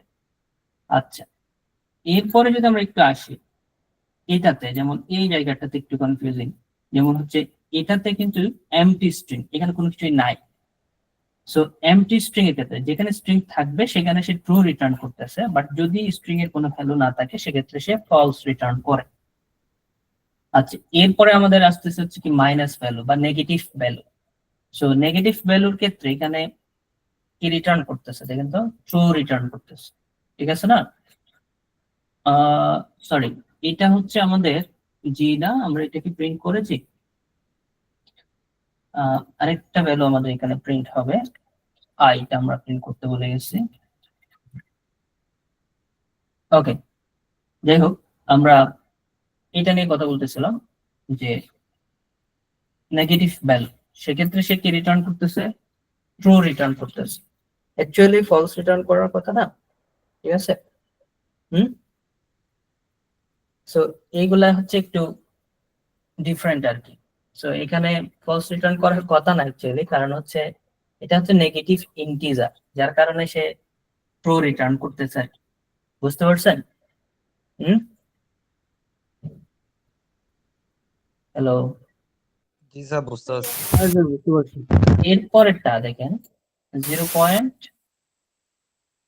আমাদের কত 0.1, এটা একটা ফ্লোট নাম্বার, সে কিন্তু ভ্যালু পাচ্ছে যার কারণে এটা ট্রু রিটার্ন করলো। তারপর এটা একটা পিওর স্ট্রিং, সেখানে ভ্যালু পাচ্ছে, স্ট্রিং এর ভ্যালু পাচ্ছে, তার মানে ট্রু রিটার্ন করবে, ঠিক আছে। যদি এমটি স্ট্রিং হয় সেক্ষেত্রে ফলস রিটার্ন করবে। কিন্তু বুঝে গেছে? জি ভাইয়া। এরপরে এই কনফিউশন গুলো ক্লিয়ার। বাট এখানে সো এখানে একটা বিষয় হচ্ছে কি আমাদের, যেমন আমরা যদি একটু নাল একটা চিন্তা করি, তো নাল একটা আমাদের কোনটা ছিল,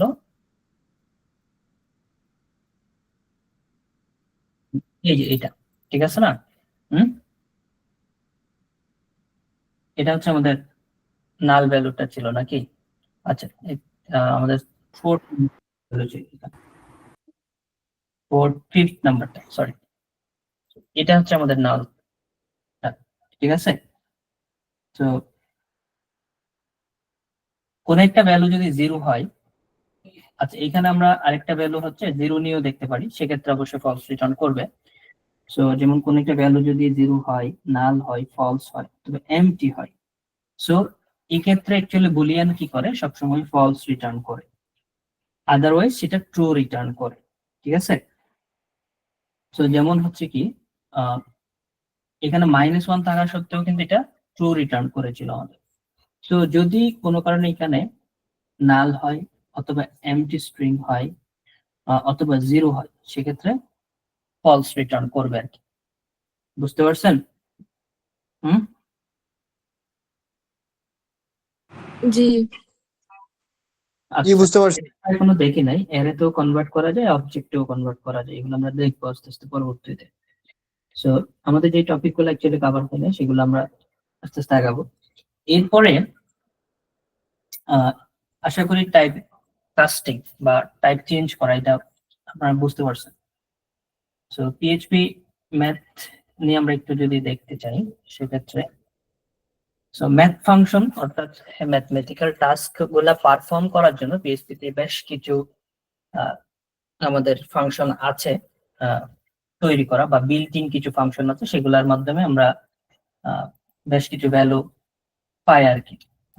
সো এরকম যেমন হচ্ছে আমাদের পাই ফাংশন আছে, আমাদের পাই এর ভ্যালু যদি প্রয়োজন হয় কখনো, সেক্ষেত্রে পিএইচপি তে পাই ফাংশন আছে। সো আমরা যদি এখানে একো করি, সাপোজ একো জাস্ট আমরা যদি পাই ফাংশনটাকে কল দিই, ঠিক আছে। তো একটা ফাংশন চেনার উপায় কি? ফাংশন চেনার উপায় হচ্ছে ফাংশনের একটা নাম থাকবে, তারপরে এর দুই পাশে একটা প্যারেন্থেসিস থাকবে বা ফার্স্ট ব্র্যাকেট যেটাকে আমরা বলি আর কি, ঠিক আছে, সেটা থাকবে। প্রোগ্রামিং এর পাশে প্যারেন্থেসিস।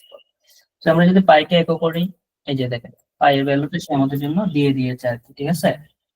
আমি যদি কন্ট্রোল চেপে ধরে কিবোর্ডের কন্ট্রোল চেপে ধরে এটার উপরে ক্লিক করি, পাইটা অ্যাকচুয়ালি কোন জায়গা থেকে আসছে এইটার একটা ডকুমেন্টেশন আপনারা পেয়ে যাবেন আর কি, ঠিক আছে। আচ্ছা, সো এরকম ম্যাথ ফাংশনের জন্য আরো কিছু আছে, যেমন একাধিক নাম্বার থেকে মিনিমাম নাম্বার বের করা। সাপোজ হচ্ছে কি আমরা এখানে একো করছি, সাপোজ একো, আমি জাস্ট এখানে মেইন ফাংশন যেটা আছে সেটা অ্যাপ্লাই করলাম। সো এখানে অনেকগুলা ভ্যালু সে একসাথে রিসিভ করতেছে, যেমন আমরা 0, 10, 20, 30, 40, 5, ঠিক আছে, এরকম অনেকগুলো নাম্বার দিয়ে দিলে সেখান থেকে সে কি করবে, যেটা হচ্ছে আমাদের সবচেয়ে মিনিমাম নাম্বার সেটা বের করে দেবে। আমি যদি এখানে রিলোড করি, দেখেন 0টা এখানে মিনিমাম ছিল, যার কারণে 0টাকে সে রিটার্ন করে দিয়েছে। এটাকে যদি 50 করে দেয়, তাহলে এই যে মিনিমাম নাম্বার এখানে হচ্ছে 10। এরকম আমাদের ম্যাক্স ফাংশন আছে, ম্যাক্সিমাম নাম্বারটাকে মানে সবচেয়ে বড় নাম্বার যেটা সেটাকে সে খুঁজে বের করে দিবে, ঠিক আছে।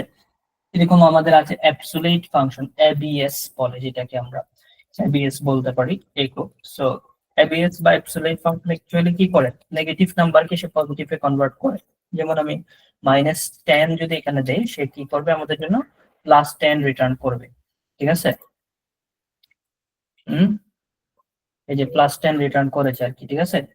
এটা কবিতা দিনের মতো আর কি, বুঝছেন? এটা কবিতা ছিল না, আমার এ ঘর বানিয়েছে ও, পজিটিভ সবসময় এটা। আপনারা কি পড়েন নাই কবিতাটা, হয়তো পড়েন না? না স্যার, মনে নেই, যদি আপনি আবার আবৃত্তি করে শোনাতেন। আমার এতটুকুই মনে আছে আর কি। ভাই আমাদের মনে এত রং নাই, আইআইসি সব তুলে নিচ্ছে। কবিতা পড়তে তো মন রং লাগে না। এটা তো আমাদের কোথায় ছিল, স্কুল লাইফেই তো ছিল না। এরপরে হচ্ছে কি, স্কোয়ার রুট যদি আমাদের বের করতে হয়, কোন একটা নাম্বারের স্কোয়ার রুট যদি বের করতে হয়, এটার জন্য বিল্ট ইন ফাংশন আছে আর কি, তৈরি করা আছে ফাংশন। যেমন একো, আমরা যদি এখানে বলি হচ্ছে কি এসকিউআরটি, ঠিক আছে। সো এসকিউআরটি এখানে জাস্ট আমরা 64 এর স্কোয়ার রুট কত হবে বলেন তো? 8। হ্যাঁ 8, ঠিক আছে। ওকে, এরকম আমরা যেমন একটা নাম্বারে আমাদের রাউন্ড ফিগার লাগতেছে, এই জিনিসটা আমাদের কিন্তু খুব কাজে লাগে, এই যে রাউন্ড বের করা, ঠিক আছে। অনেক সময় আমাদের ক্যালকুলেশনে যেমন ডেসিমাল পয়েন্টটা বাদ দিয়ে দেওয়ার প্রয়োজন হতে পারে, ঠিক আছে। সো এই ক্ষেত্রে আমরা রাউন্ড যে ফাংশনটা আছে সে কি করে, অ্যাকচুয়ালি একটা ইন্টিজার পার্ট রিটার্ন করে দেয় আমাদের জন্য। সো আমরা যদি এখানে নরমালি হচ্ছে কি রাউন্ড দিয়ে দিই, এবং রাউন্ড দিয়ে সাপোজ আমি এখানে 50.20 এইভাবে দিয়ে দিলাম, ঠিক আছে, তখন সে কি করবে আমাদের জন্য জাস্ট 50টাকেই রিটার্ন করে দিবে। বাট যদি আমি এখানে দেই হচ্ছে কি 50.90 অথবা 9290 দিলাম মনে করে, সেক্ষেত্রে 51 রিটার্ন করতেছে সে, ঠিক আছে। সো সেক্ষেত্রে আমাদের 51 রিটার্ন করতেছে, অর্থাৎ সে যখন 0.5 বা 0.5 এর উপরে যাবে তখন সে উপরের অংশটাকে রাউন্ড ফিগার করবে, আর যদি 0.5 এর নিচে থাকে তাহলে নিচের অংশটাকে রাউন্ড ফিগারে কনভার্ট করবে, ঠিক আছে। বুঝতে পারছেন? জি ভাইয়া। আচ্ছা, এর বাইরে আমাদের আরেকটা ফাংশন হচ্ছে র্যান্ডম নাম্বার জেনারেট করার জন্য, সেটাকে হচ্ছে র্যান্ড ফাংশন বলে, ঠিক আছে। সো আমরা যেমন এখানে যদি র্যান্ড ফাংশনটাকে লিখে দেই এবং রিলোড করে নিলাম, সে একটা র্যান্ডম নাম্বার জেনারেট করে, ঠিক আছে, এই যে দেখেন। সো র্যান্ডম নাম্বারটাকে আপনি বিভিন্ন ভাবে আসলে চেঞ্জ করতে পারবেন, সে এই ধরনের একটা র্যান্ডম নাম্বার আমাদের জন্য জেনারেট করে আর কি। সাপোজ আপনি চাচ্ছেন র্যান্ডম নাম্বারটা, এখানে তো অনেক বড় একটা র্যান্ডম নাম্বার জেনারেট করতেছে, আপনি চাচ্ছেন 10 থেকে শুরু করে সেটা 100 এর মধ্যে থাকবে, ঠিক আছে? তো সেটা আমরা চাইলে র্যান্ডের মধ্যে বলে দিতে পারি আসলে র্যান্ডম নাম্বারটা অ্যাকচুয়ালি কত হবে। সো এখানে আমরা একটু প্যারেন্থেসিস এর মধ্যে জিনিসটা নিয়ে আসি তাহলে। আচ্ছা 10 100 কি এরর দিচ্ছে একটু দেখি তো, এরর কোথায় পাইলো আবার?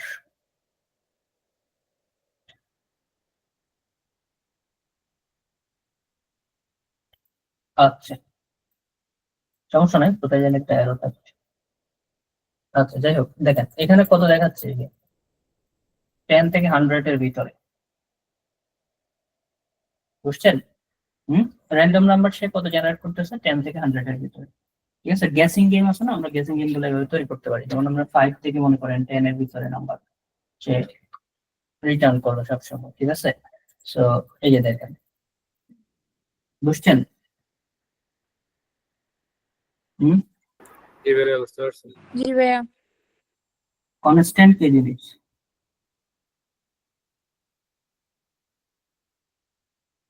বলেন তো?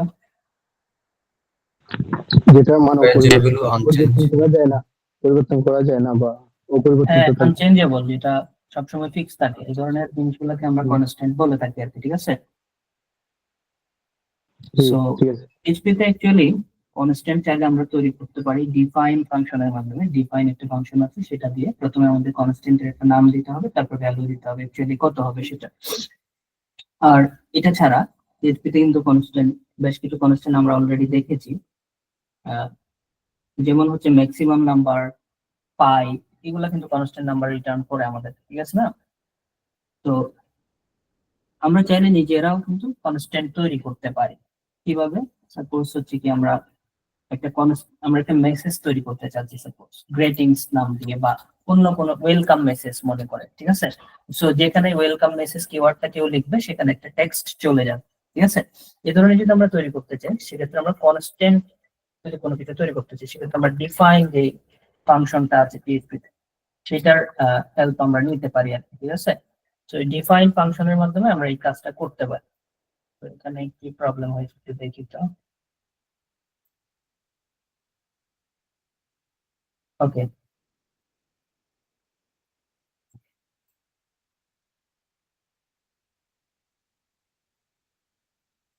যাই হোক, আমরা ডিফাইন ফাংশনের মাধ্যমে সেটা করতে পারি। সো ডিফাইন এই ফাংশনটাকে আমরা নিয়ে নিলাম, নেওয়ার পরে প্রথম যে প্যারামিটারটা কনস্ট্যান্টের একটা নাম দিতে হবে আমাদের, সেটাই বলছি এখানে, ঠিক আছে? সো আমরা নরমালি হচ্ছে কি কনস্ট্যান্ট যেগুলো থাকে সেগুলোর নামগুলো আমরা নরমালি কিভাবে দিয়ে থাকি, ওগুলা নরমালি হচ্ছে কি আমরা কনভেনশন হচ্ছে ক্যাপিটাল ক্যাপসে দেওয়া, ঠিক আছে? সাপোজ আমরা এখানে একটা বলছি হচ্ছে কি ওয়েলকাম মেসেজ, ঠিক আছে? এই ধরনের সাপোজ আমরা বলতে চাচ্ছি। সো এখানে আমরা বললাম হচ্ছে কি ওয়েলকাম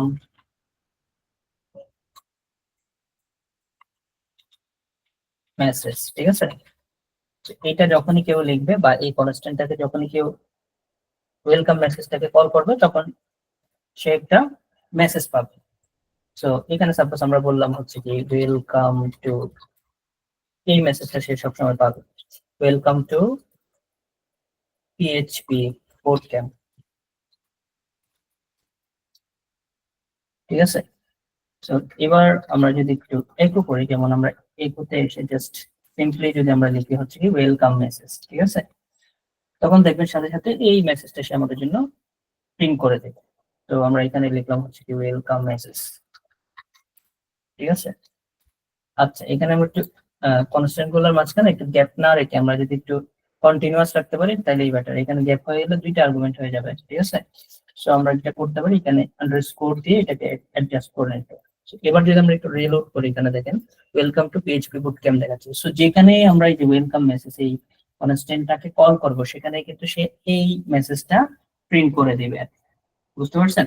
সো কনস্ট্যান্টটা আমরা এইভাবে তৈরি করতে পারি। কনস্ট্যান্টটা আরো একটা ওয়েতে তৈরি করা যায়, যেমন আমরা কনস্ট্যান্টটা চাইলে হচ্ছে কি এই সেম জিনিসটা আমরা একটু ডিফারেন্ট ওয়েতে তৈরি করতে পারি। যেমন আমরা কনস্ট একটা কিওয়ার্ড আছে সেটার মাধ্যমেও কিন্তু করতে পারি। কনস্ট কিওয়ার্ড দিয়ে জাস্ট হচ্ছে এই যে ওয়েলকাম মেসেজ, এই জিনিসটা আমরা নিয়ে নিলাম, নেওয়ার পর এখানে আমরা ভেরিয়েবল হিসেবে এই ভ্যালুটা দিয়ে দিলাম। একই কাজ করবে কিন্তু। আচ্ছা, সো এবার যদি আমরা রিলোড করি, সেম কাজটাই করতেছে কোনো ধরনের এরর ছাড়া। বুঝে গেছে? জি ভাইয়া। সো এই দুইটার মধ্যে আসলে হালকা একটু ডিফারেন্স আছে ডিফাইন আর কনস্ট্যান্টের মধ্যে। ডিফাইন এটা আসলে ডিফারেন্ট ডিফারেন্ট স্কোপে আমরা তৈরি করতে পারি, ডিফাইন করতে পারি, বাট কনস্ট্যান্ট যেটা, আচ্ছা এটা আমরা যখন স্কোপ নিয়ে পড়বো তখন আরেকটু আইডিয়া হবে আপনাদের। যেমন ফাংশন স্কোপ আছে, এখানে ইফ ব্লক আছে, বিভিন্ন ব্লকের মধ্যে অ্যাকচুয়ালি ডিফারেন্সটা হচ্ছে ডিফাইনটা আমরা অন্য ব্লকের ভিতরে ব্যবহার করতে পারি বা তৈরি করতে পারি, আর কনস্ট্যান্টটা অনেক সময় দেখা যায় কি আমাদের বিভিন্ন ব্লক স্কোপের ক্ষেত্রে, যেমন ফাংশন ব্লক হতে পারে বা ইফ স্টেটমেন্ট ব্লক হতে পারে, সেখানে কিন্তু অনেক সময় ইউজ করা যায় না। ঠিক আছে, এটাই হচ্ছে ডিফারেন্স আর কি। বুঝছেন?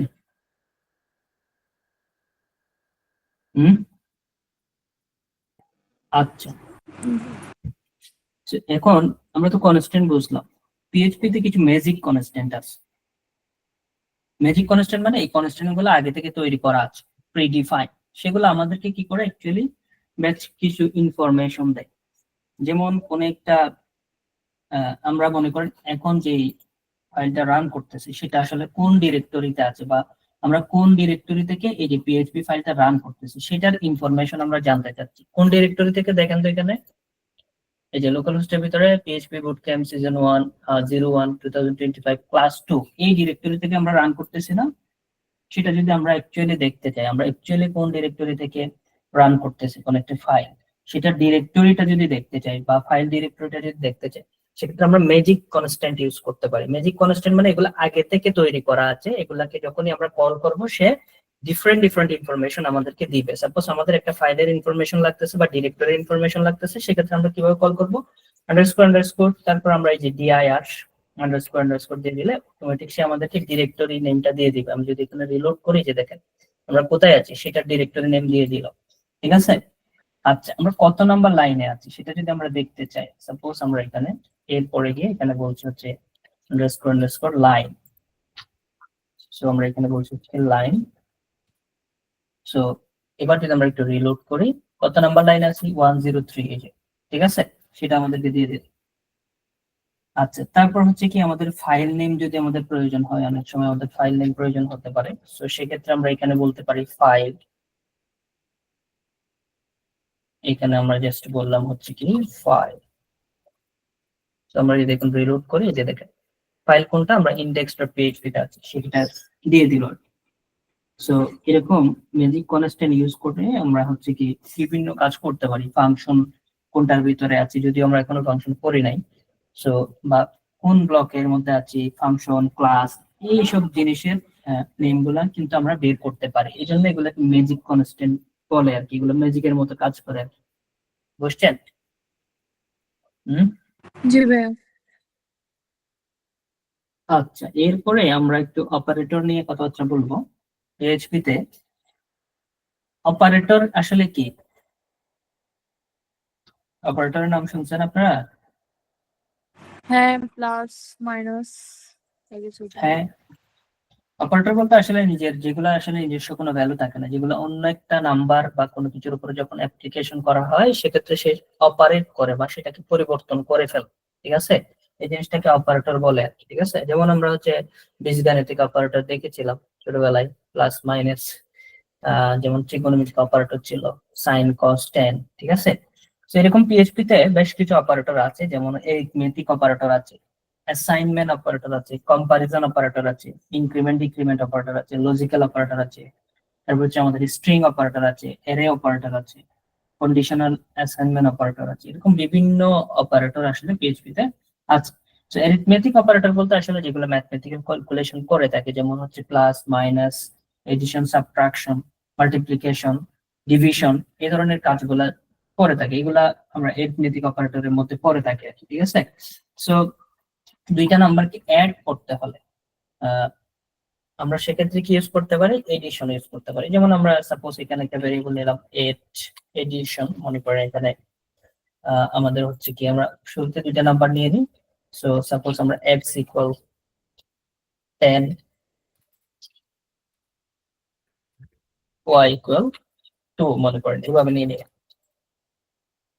তো এই দুইটা নাম্বারকে আমরা এখন অ্যাড করব। তো অ্যাড করার জন্য x প্লাস y, সেম ভাবে আমাদের সাবট্রাক্ট করতে চাইলে সো এখানে x মাইনাস y, এগুলা যারা অন্যান্য প্রোগ্রামিং ল্যাঙ্গুয়েজ করছেন ওদের জন্য একদম ইজি, এগুলা করছেন আশা করি, বাট আমরা একটু টাচ দিয়ে যাচ্ছি আর কি, ঠিক আছে। সো এরপর আমাদের ডিভিশন হতে পারে। তো ডিভিশন করার জন্য আমরা এখানে বলছি হচ্ছে কি x স্ল্যাশ y, ঠিক আছে। আর তারপর আমাদের কি হতে পারে, মাল্টিপ্লিকেশন।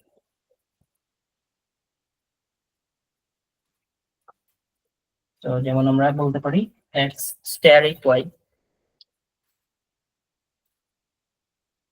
ঠিক আছে। সেগুলো এটা কিসের কাজ করবে, আমাদের মাল্টিপ্লিকেশনের কাজ করবে।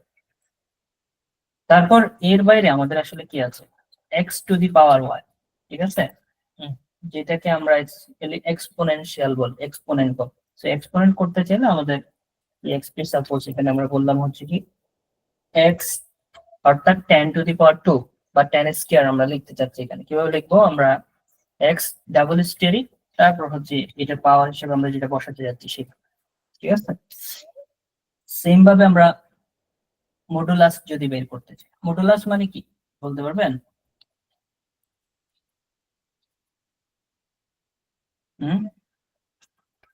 ভাগশেষ। ভাগশেষ যদি আমরা বের করতে চাই, ঠিক আছে। তো সেক্ষেত্রে আমরা কিভাবে করবো, x পার্সেন্টেজ সাইন যেটা আছে সেটা ইউজ করবো আমরা এখানে।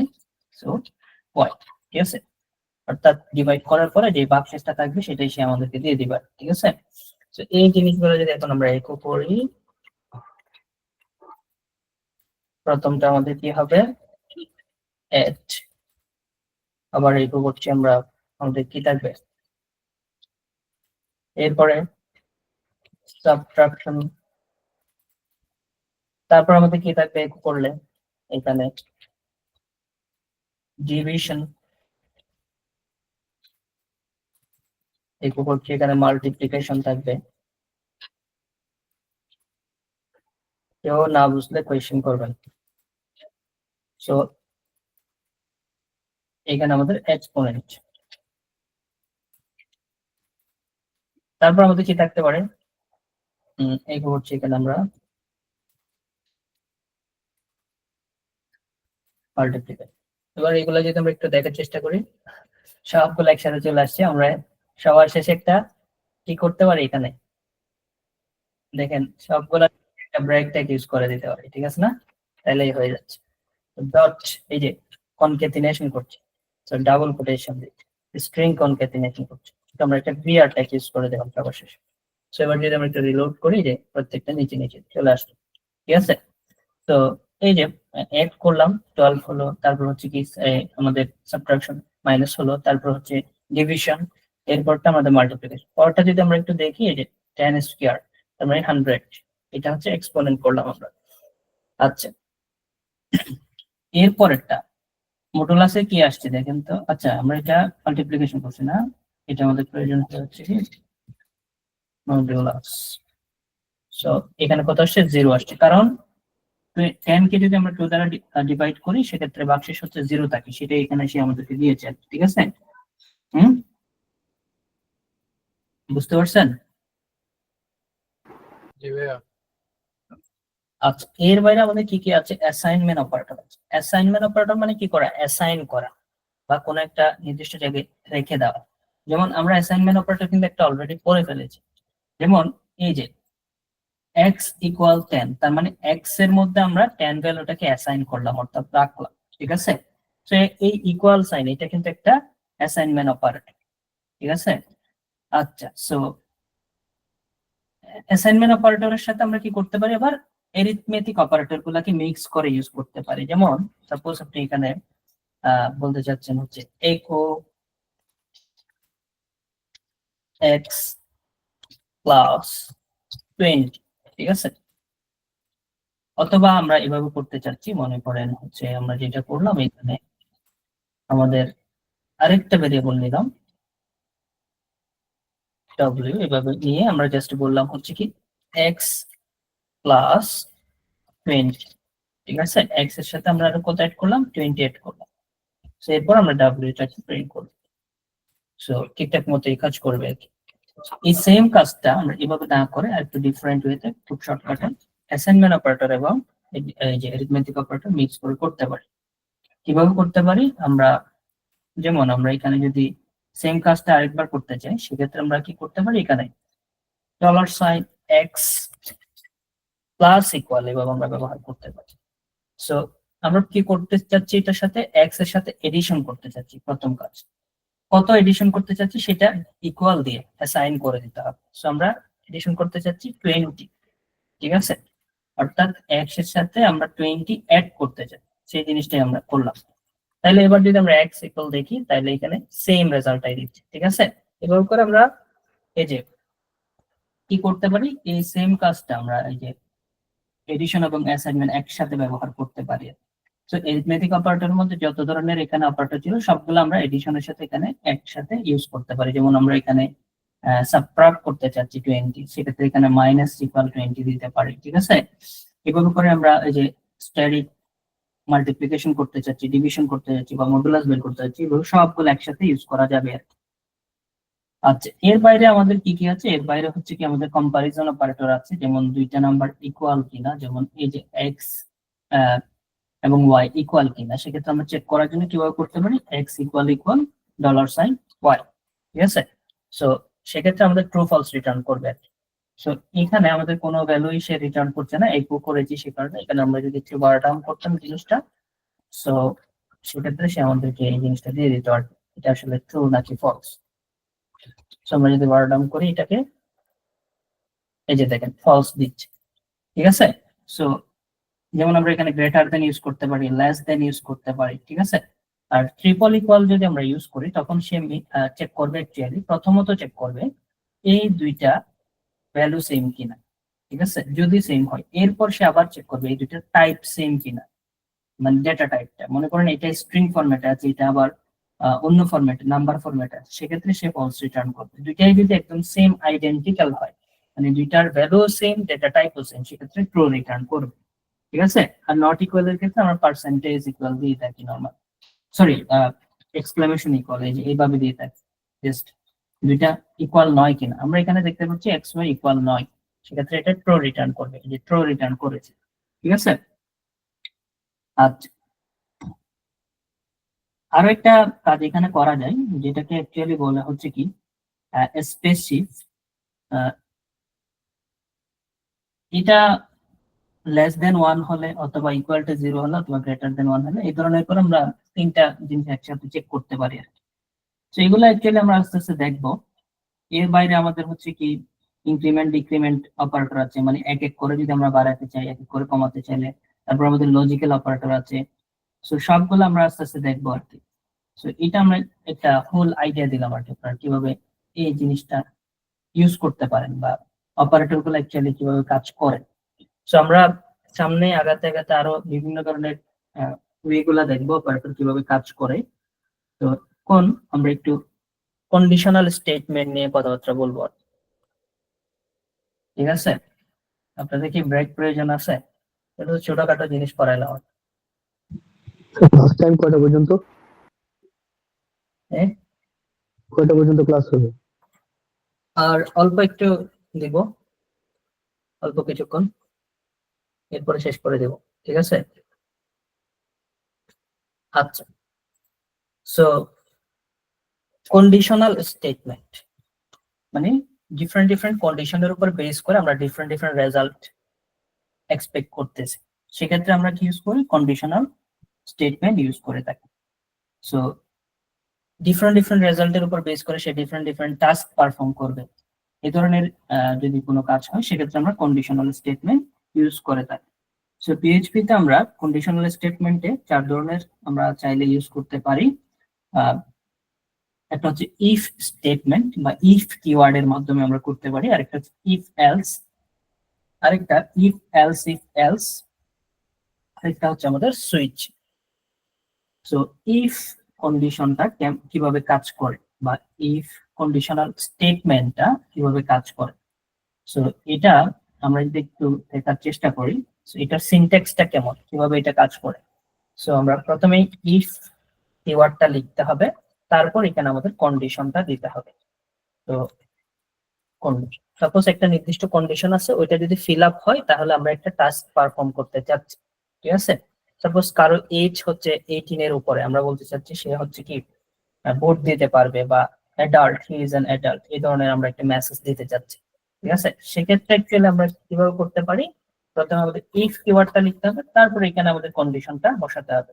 তারপরে এই কন্ডিশন যদি ফুলফিল হয় তাহলে সে কি কাজ করবে, সেই জিনিসটা আমাদের কার্লি ব্রেসিস বা সেকেন্ড ব্র্যাকেটের ভিতরে গিয়ে বলে দিতে হবে। এটা হচ্ছে এই ইফ এর একটা ব্লক বা স্কোপ। এই ইফ স্কোপের ভিতরেই আমাদের সেই জিনিসটাকে বলে দিতে হবে, ঠিক আছে। সো এটা হচ্ছে ইফ এর বডি বলতে পারে না, ঠিক আছে, এই কন্ডিশনের বডি। অর্থাৎ সে একটা নির্দিষ্ট কন্ডিশন যদি পাস করে, যদি এই কন্ডিশনটা ট্রু হয় তাহলে সে কি ধরনের কাজ করবে, কোন টাস্কটা পারফর্ম করবে, সেটাই সে আমাদেরকে এখানে বলে দিতে হবে, ডিফাইন করে দিতে হবে। যেমন আমরা এখানে সাপোজ বললাম হচ্ছে কি এজ ইকুয়াল, এখানে আমরা বললাম 20, ঠিক আছে। সো সো এখানে আমরা বললাম এবার এজটা যদি গ্রেটার দেন 18 হয়, সো 18 থেকে যদি বড় হয় তাহলে সে কি করবে, একো করবে, সে আমাদের জন্য একটা মেসেজ দিবে, he or she is an adult। So এই ধরনের একটা মেসেজ আমাদেরকে সে দিবে, ঠিক আছে। তো আমরা দেখতে পাচ্ছি এখানে এই যে এজ যে ভ্যারিয়েবলটা আছে সেটা কিন্তু 18 থেকে বড়, ঠিক আছে। তো আমরা যদি রিলোড করলাম, দেখেন এখানে কি দেখাচ্ছে, তাহলে রিলোড করার সাথে সাথে he or she is an adult, ঠিক আছে। আচ্ছা, এখানে এই যে কন্ডিশনটা আছে, এটা যখনই ট্রু হবে শুধুমাত্র তখনই সে এই লুপের মধ্যে ঢুকবে। যদি এখানে আমি সবসময় এটাকে ট্রু দিয়ে রাখি, দেখেন ট্রু দিলেই হয়ে যাচ্ছে, এই জিনিসটা আমরা ইজিলি বুঝতে পারবো। এটা ট্রু হলেই কিন্তু এটা এই ব্লকটা রান করে। যেমন আমি এখানে ট্রু দিয়ে জাস্ট হচ্ছে এই কন্ডিশনটা অফ করে রাখলাম।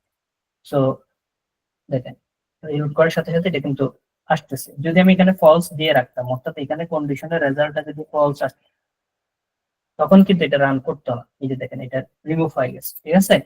অর্থাৎ এখানে যে রেজাল্টটা আছে সেটার উপর বেস করেই কিন্তু সে এই ইফ কন্ডিশনটা রান করে। এখন দেখেন এটার রেজাল্ট অ্যাকচুয়ালি কি আসতেছে, ট্রু আসতেছে না, রিটার্নে সে কিন্তু ট্রুই পাচ্ছে, যার কারণে এটার ভিতরে যে ব্লকটা আছে সেটাকে সে রান করে দেখাচ্ছে আমাদেরকে, ঠিক আছে। যদি এখানে কোনো কারণে আমি 10 বলে দিই, এখন কি রেজাল্ট ট্রু আসতেছে, এটা ফলস না এখন, ঠিক আছে না। এখন দেখেন হয়ে গেছে। এখন আমরা চাচ্ছি যদি ফলস হয়, ট্রু যদি না হয়, কন্ডিশন যদি পাস না করে, সেক্ষেত্রেও সে একটা মেসেজ পাবে, he is not an adult, ঠিক আছে, এই ধরনের একটা মেসেজ পাবে। সো এইটা যদি আমরা করতে চাই সেক্ষেত্রে আমাদের আরো একটা কিওয়ার্ড ইউজ করতে হবে, সেই কিওয়ার্ডটার নাম হচ্ছে কি এলস। যদি ইফ কন্ডিশন স্যাটিসফাই না হয়, ইফ কন্ডিশনটা যদি ট্রু না হয়, সেক্ষেত্রে আমাদের কোথায় যাবে, এলস ব্লকের মধ্যে যাবে, যেখানে কার্লি ব্রেসেস দিয়ে এখানে আমাদের বলে দিতে হবে যদি এটা ট্রু না হয় তাহলে সে কি করবে, তাহলে সে আমরা বলতে চাচ্ছি এখানে সে প্রিন্ট করবে আমাদের জন্য is not an adult. So এবার যদি আমরা একটু রিলোড করি, এই যে দেখেন ইজ নট অ্যান অ্যাডাল্ট, ঠিক আছে। সো সে কন্ডিশনের উপর বেস করে আমাদেরকে রেজাল্ট দিবে, এই জন্য এগুলাকে কন্ডিশনাল স্টেটমেন্ট বলে। হোয়াট ইজ স্টেটমেন্ট, স্টেটমেন্ট কি আসলে, আমরা যে কোনো একটা প্রোগ্রামিং ল্যাঙ্গুয়েজে ওই প্রোগ্রামিং এর সিনট্যাক্স ফলো করে একটা যদি ভ্যালিড লাইন লিখি, একটা ভ্যালিড লাইন অফ কোড যদি আমরা লিখি, তখন সেটাকে স্টেটমেন্ট বলে, ঠিক আছে, যেটাতে ওইটা ওটা আরো থাকবে। বুঝতে পারছেন?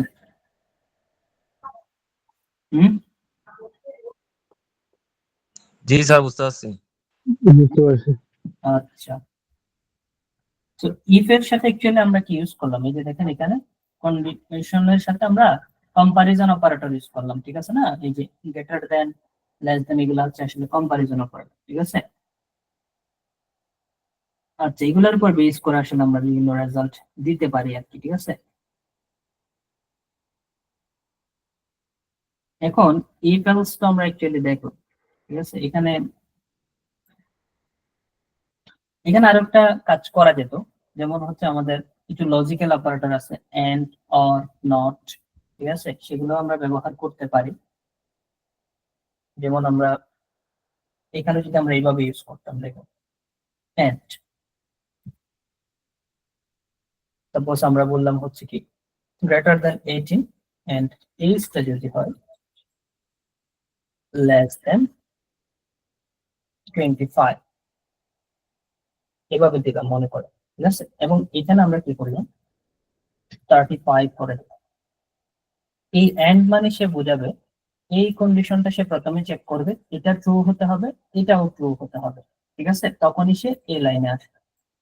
যদি কোনো একটা ফলস হয়ে যায় তাহলে সে এই জিনিসটাতে এই ব্লকে আর ঢুকবে না। এন্ড মানে দুইটা কন্ডিশনই ট্রু হতে হবে। আর অর মানে আমরা যদি এখানে শুধুমাত্র অর ইউজ করতে চাইতাম, অর ইউজ করার টেকনিকটা কেমন, আমরা জাস্ট এখানে এইভাবে লিখি, ঠিক আছে, তখন এটাকে বলা হয় হচ্ছে অর। তো অর ইউজ করলে যেটা হবে সেটা হচ্ছে কি যে কোনো একটা কন্ডিশন স্যাটিসফাই করলেই সে এটা প্রিন্ট করে দিবে। এবার যদি আমরা একটু রিলুট করি, দেখেন he is not an adult দেখাচ্ছে, কারণ এখানে একটা condition true but second condition কিন্তু ট্রু না। বাট আপনি যদি এখানে 21 করে দেন সেক্ষেত্রে কিন্তু এইটাই কিন্তু সে প্রিন্ট করবে, এই যে দেখ, বুঝা গেছে। আর অর এর ক্ষেত্রে যে কোনো একটা কন্ডিশন ট্রু হলেই কিন্তু সে ব্লকে ঢুকে যাবে, বুঝছেন। আবার আমরা চাইলে নট দিতে পারি, যেমন নট লেখার সিস্টেমটা কেমন, নট ইকুয়াল এভাবে লিখতে হবে, ঠিক আছে। যাই হোক, এটা আমরা আস্তে আস্তে দেখবো। এগুলা হচ্ছে logical operator, and, or, not. If else কি আমরা বুঝতে পারছি? জি, বুঝতে পারছি। আচ্ছা, এখন এখানে মনে করেন এই কন্ডিশনটা আমরা একটু ডিফারেন্ট ভাবে লিখতে পারি। যেমন এখানে আমরা আবার চেক করতে চাচ্ছি এরপরে কি, সো এখানে আবার আমরা ইফ কন্ডিশন আবার বসাতে চাচ্ছি এবং বলতে চাচ্ছি যদি সে গ্রেটার দেন কত হয়, 18 হয়, একটা মেসেজ পাবো হি ইজ অ্যান অ্যাডাল্ট। তারপর আমরা এখানে আবার বলতে চাচ্ছি, আবার চেক করতে চাচ্ছি গ্রেটার দেন এটা 20 কিনা, ঠিক আছে, সেটা আমরা দেখতে চাই। যদি গ্রেটার দেন 20 হয় সেখানে আমরা আবার মেসেজ দিব, এতে বলছে হচ্ছে কি he or she is also greater than 20, ঠিক আছে, এভাবে আমরা মেসেজ দিলাম, ঠিক আছে। আচ্ছা, এখানে একটু আমরা গ্রেট কিওয়ার্ডটা ইউজ করে দিই, তাহলে পরবর্তী লাইনে চলে যাবে। আদারওয়াইজ এখানে আমরা সেম ভাবে এলস ইউজ করতে পারছি। আদারওয়াইজ এখানে নট গ্রেটার দেন 20, ঠিক আছে, এইভাবে আমরা মেসেজ দিতে চাই। সো এখন আমরা যে কাজটা করলাম এখানে 19 বসালাম মনে করে, ঠিক আছে, এজটা। তো এবার যদি আমরা রিলুট করি he or she is an adult, এই কন্ডিশনটা ট্রু হয়েছে, এটা আমাদের প্রিন্ট করেছে। এরপর সে এটা চেক করলো, চেক করার পরে দেখলো সে এটা ফলস, এটা কিন্তু 20 থেকে গ্রেটার দেন না, যার কারণে সে এলস এর রেজাল্টটা প্রিন্ট করে দিয়েছে। যদি আমরা এখানে 21 বসাতাম তখন সে এইটা প্রিন্ট করতো এবং হচ্ছে এই জিনিসটা প্রিন্ট করতে হবে, ঠিক আছে, এই যে দেখ, বুঝে গেছে। আবার এখানের ভিতরে আপনি চাইলে আবার কি করতে পারেন, ইফ কন্ডিশন ইউজ করতে পারেন, ঠিক আছে। এগুলাকে বলা হয় হচ্ছে কি নেস্টেড এলস ইফ, ঠিক আছে, বুঝছেন। একটা ইফ এর মধ্যে যদি আমরা ইফ এলস ইউজ করি তখন সেটাকে নেস্টেড ইফ এলস বলে। এবং এটার একটা শর্ট হ্যান্ড আছে এলস ইফ। এই যে ইফ এলস কে আমরা এভাবে লিখলাম, এটা চাইলে আমরা এক লাইনে লিখে ফেলতে পারি। কিভাবে সেটা, সাপোজ আমরা একো করছি এখানে এভাবে, এই যে আমরা এজটা নিলাম, এটাতে আমরা বললাম হচ্ছে কি age is greater than suppose 18 যদি হয় সেক্ষেত্রে আমরা কোয়েশ্চেন মার্ক দিলাম, তারপর বললাম তাহলে কি হবে, কোয়েশ্চেন মার্ক দিয়ে আমাদের লিখতে হবে ট্রু হলে কি হবে, যদি গ্রেটার দেন 18 হয়। কোয়েশ্চেন মার্কের পরে আমরা লিখলাম হচ্ছে কি he or she is an adult, ঠিক আছে। আর যদি ফলস হয় সেক্ষেত্রে আমাদের কোলন অপারেটর দিয়ে লিখতে হবে, এই যে কোলন সাইনটা দিয়ে আমরা জাস্ট এখানে বললাম he or she is not adult, ঠিক আছে, এভাবে আমরা দিয়ে দেবো। এবার যদি আমরা রিলোড করি দেখেন he or she is an adult, ঠিক আছে 21 জি। আচ্ছা, এই জিনিসটাকে বলা হয় হচ্ছে কি টার্নারি অপারেটর। টার্নারি মানে হচ্ছে তিন, অর্থাৎ তিনটা জিনিস নিয়ে সেখানে কাজ করে বা তিনটা এক্সপ্রেশন নিয়ে কাজ করে। প্রথমটা হচ্ছে কন্ডিশন, এই যে কন্ডিশন। সেকেন্ডটা কোয়েশ্চেন মার্কের পরে যদি ট্রু হয়, ট্রু, ঠিক আছে, প্রথমটা কন্ডিশন, সেকেন্ডটা যদি ট্রু হয় তখন কি হবে, আর কোলনের পরে অংশটা হচ্ছে কি ফলস হলে তখন কি হবে, ঠিক আছে, বুঝে গেছে। সো ফলস হলে সেম ভাবে আপনি এখানে নেস্টেড করতে চাচ্ছেন সেটাও কিন্তু করা যাবে, এখানে আবার আপনি এই যে ফলস হলে সে এইটা চেক করবেন, ঠিক আছে, এভাবে কিন্তু করা যাবে, বুঝে গেছে। এটাকে বলা হয় হচ্ছে টার্নারি অপারেটর, করা যাবে। জি ভাই। আচ্ছা, আজকে কি আর দেখাবো নাকি? না স্যার, শেষ করেন। ঠিক আছে, আজকে আমরা রাখতে পারি আর কি ক্লাস। তো আপনারা রেকর্ডটা একটু অফ